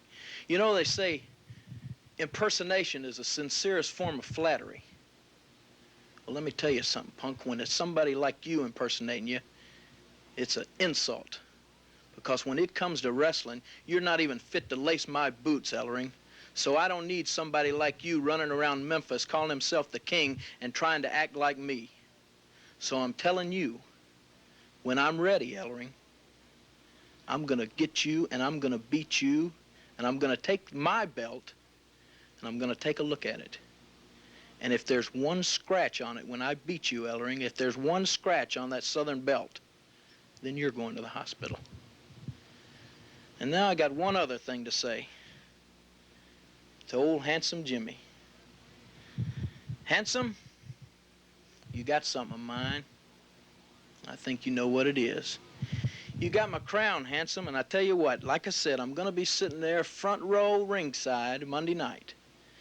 Now, when they play your little song and you come boogieing out to that ring with my crown, all you got to do is boogie right over there and hand it back to me, and me and you are slick. But if you don't, handsome, if you don't give me back my crown, then me and you are going to go round and round. So that's all I got to say. I'll see you folks down there Monday night. you and me against the world, but forget the you. It's just me against the world. Lawler, well, that's the way he is. He's able to articulate and tell you what he's got to say. Jerry the King Lawler, who is now officially signed the contract with promoter Eddie Marlin, and whenever it allows, and he, as he indicated in there, I don't know when he's going to be ready. He will be at ringside, however, and I'm sure that will cause some concern with a lot of folks. Jerry Lawler, we expect to see him back in action before long. We'll have some more action coming up here in just a minute, too.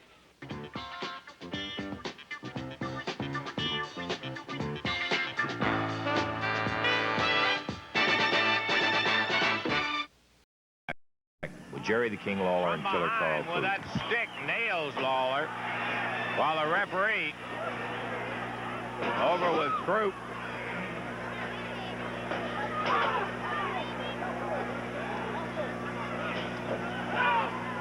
And Killer Carl again attacks Lawler.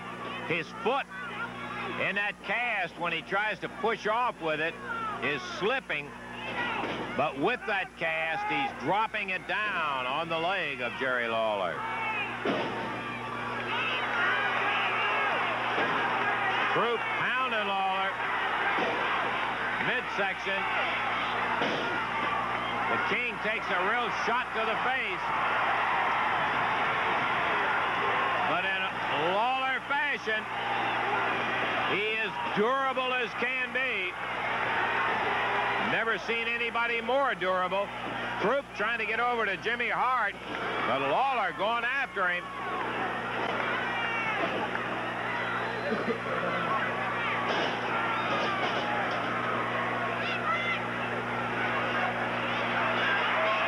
Lawler grabbing Hart.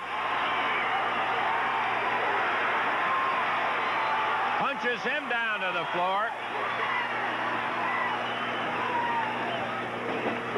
And what a body slam, or rather, not a body slam. Whoa, Lawler dropped with a cast. That's dangerous. Boy, he's really got it in for Croup. But he's also a little crazy to drop on that broken leg. Of course, he's dropping that durable cast. Blood now. Croup's head is busted open. Where Lawler dropped on him with that heavy cast. It's a thick cast, not as heavy as Croup. And Croup now bleeding profusely from about the head where Lawler has pounded him with that cast. The crowd hollering one more time.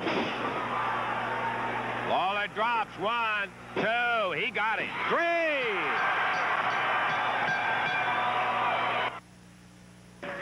Well, following that match, Dave, everybody, of course, was delighted that Lawler got his hand raised and the victory over Killer Carl Croup. Jerry was in tremendous pain in the dressing room after that. And what happens with that bone, as we saw in the X-ray in there, every time a least little bit of movement on it, dropping down with a cast and so forth like that, when Croup was going to, it was in a cast, but it was able to move a little, and the healing process stopped in there. The break bowed a little in there, and unfortunately, it put Jerry in a setback again and all. So, I was, sorry to see that. Jerry did it, something he did. Patient to worry about. I do not care less. You think I am a dummy, as you say in this country? You think I have no brains? You actually believe that I will step in the ring with the Gilberts, with both of them? Just one no. This is a scheme. I have other things to worry about. Jimmy Hart and myself, we are celebrating. We are celebrating the fact that we destroyed, as you name him here, the King. The King Lawler is gone. And we are celebrating the new king, my good friend, Jimmy Hart. Let us have a drink. Little champagne. Come on. Just give us some of the bubbly. I think you could choose the fact you're the one that ended up losing the match. Would you like a little drink? I don't care. No, just Just get it out of here. Yes, do it. Look. How about you, Mr. Robinson? Would you like a little bit of the bubbly? Take your champagne and whatever and just take it on out of As here. You lost the match just like you lost the match to Lawler. As you know, Mr. Lawler is the big loser. I kept him inside that ring as long as possible because I realized with my superior knowledge of broken bones that the longer he stayed up on his leg, the more it would be damaged. And I laid my body down, and I was the decoy, and the man fell for it. Ha! He fell for it. He dropped his... Do you see my head? Do I look like I am hurt? I am here, hale and hearty. I am in good shape. But Mr. Lawler is not here. Mr. Lawler... Okay, Jimmy. Mr. Lawler is hurt, and he is upset because his wrestling career is done. As I will finish the wrestling career of Mr. Jimmy Handsome Valiant and Mr. Dundee Superstar and Mr. Jerry Jarrett and Mr.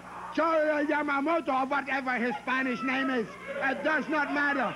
I will take care of all these flat heads in this area. I am the king with my good partner, my prince, Mr. Jimmy Hart, and I, King Killer Carl Cruz. We celebrate your downfall, Mr. Lawler, and we are celebrating. We are celebrating. You're a seven-day wonder, Valiant. If he's the greatest, how come he's not sitting back here with a heavyweight championship belt on? What are you talking about? If you're talking about him being the greatest, how come he's not back here? Take a look at it. This man here, he is a coward. He is a coward because this man has been challenged by the European champion, Killer Carl Cruz, on many occasions. I have challenged this man to a championship match on more than one occasion. But the promoters are cowards. Best of luck with this guy. All I want to say is that, as far as I'm concerned, he doesn't deserve a chance at the title because he's not up there. The only guy he can beat is a man with a broken leg. He's not fit.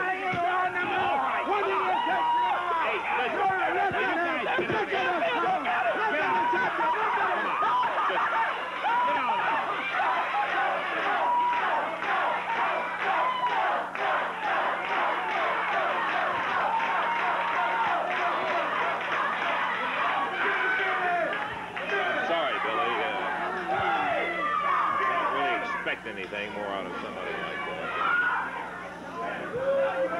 that. Okay, I'll tell you what. We can take time out here and get...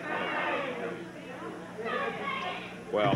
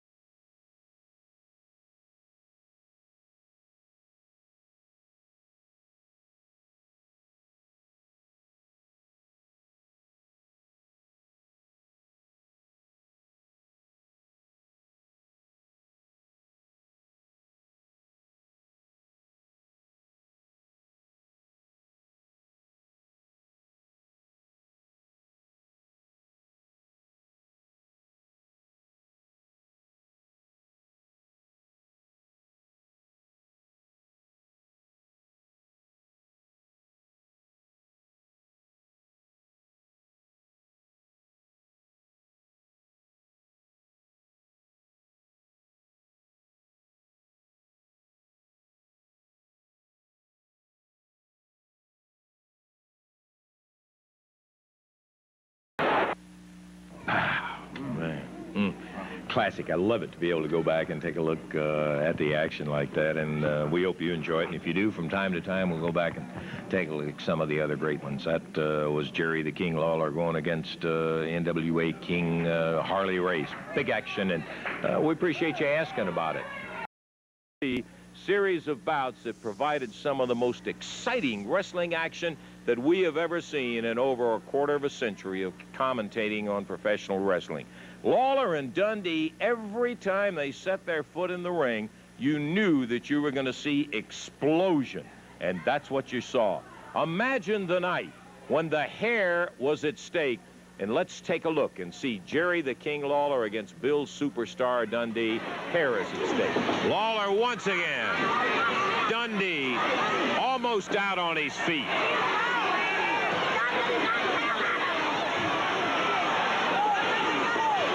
What's holding him up except Lawler. Dundee has got to be out of it. The representative from the NWA, and apparently he has withdrawn. Wait a minute. He apparently has withdrawn the intervention.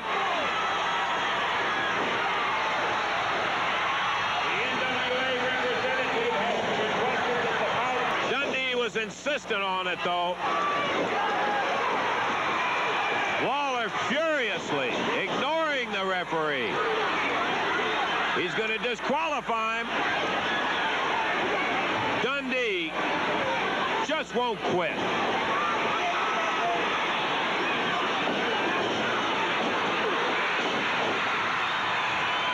Dundee was saying to the NWA official, I got my hair, I got my hair. What, Dundee wanted to continue? Says his hair is at stake. Okay. He'll take all full responsibility. The NWA is not responsible for anything in this match. NWA has withdrawn their intervention, and it goes on. And look at Dundee. Ooh, look at him now. Lawler just absolutely murdered him with a...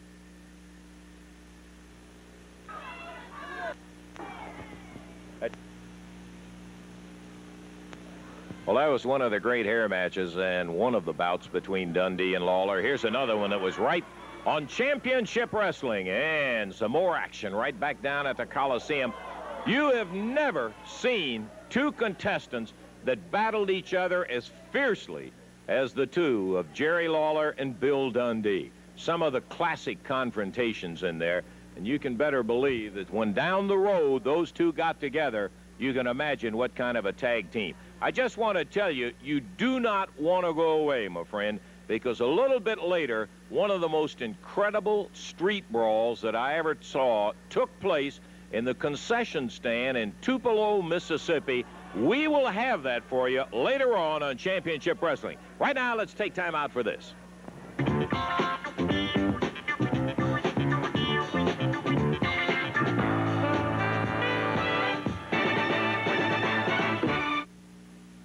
Okay, back to Channel 3's Championship Wrestling action coming up in just a moment. Tuesday night, yeah, back in the Garden on Tuesday, and I'm glad.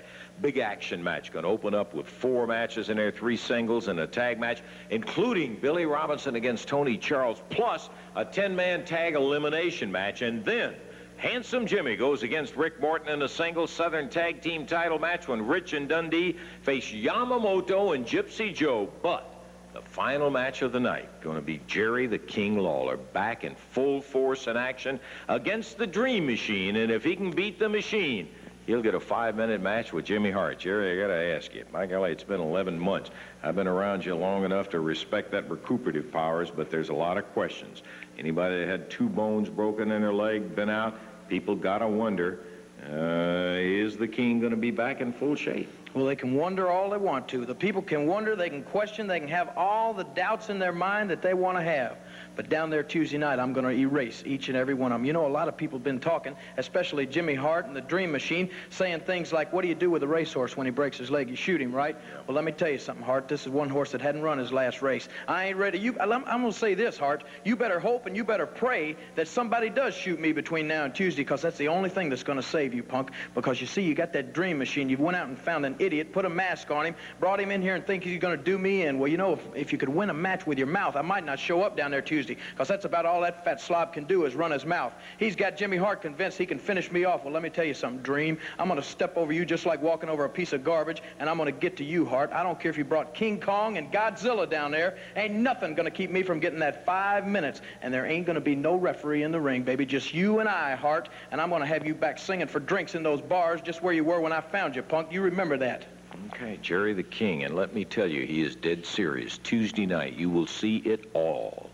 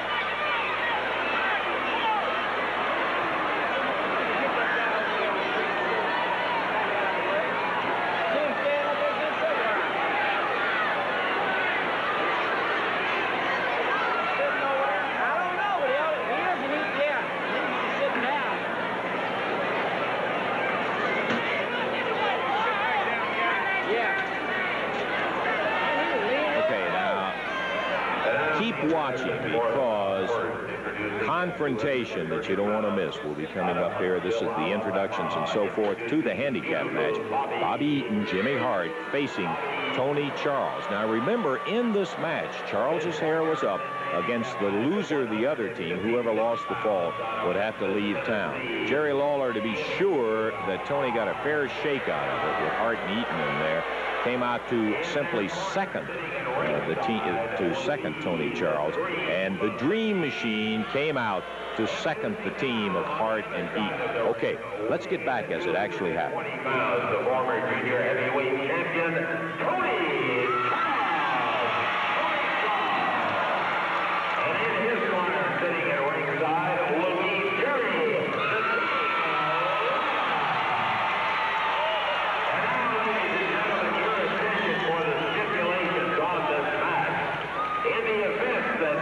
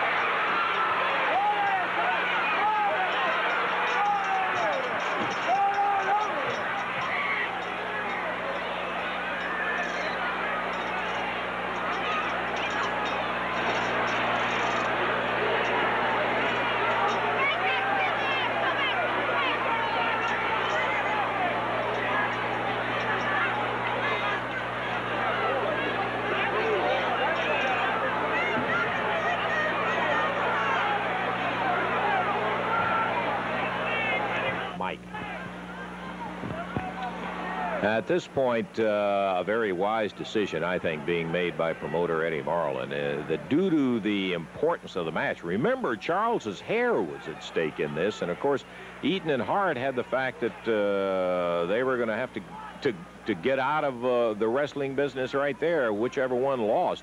Promoter Eddie Marlin made the decision that both Lawler and the Dream Machine would be removed from the ringside area so that the bout could continue in a more or less orderly fashion in there. You saw what kind of tremendous thundering punch is still, in case you wondered, in that big right hand of Jerry the King Lawler when he banged the Dream Machine, and the machine never thought he could go off his feet. But by golly, you're looking at a fist that broke the ribs of Jackie Fargo, Bob Armstrong, Jimmy Hart's jaw in 2 places. So obviously, the King still has got a whop. And remember this, too, that the Dream Machine was right back at him. That was just the first of the confrontations, and at this point, they're trying to get everybody cleared out so that the match can continue in order.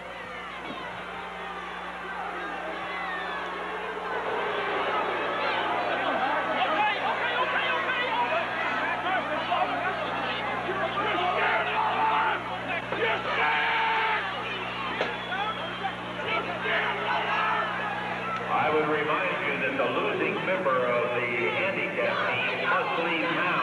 If Tony Charles loses, he loses his hair. So because of the importance of the match, the promoter is sending both Lawler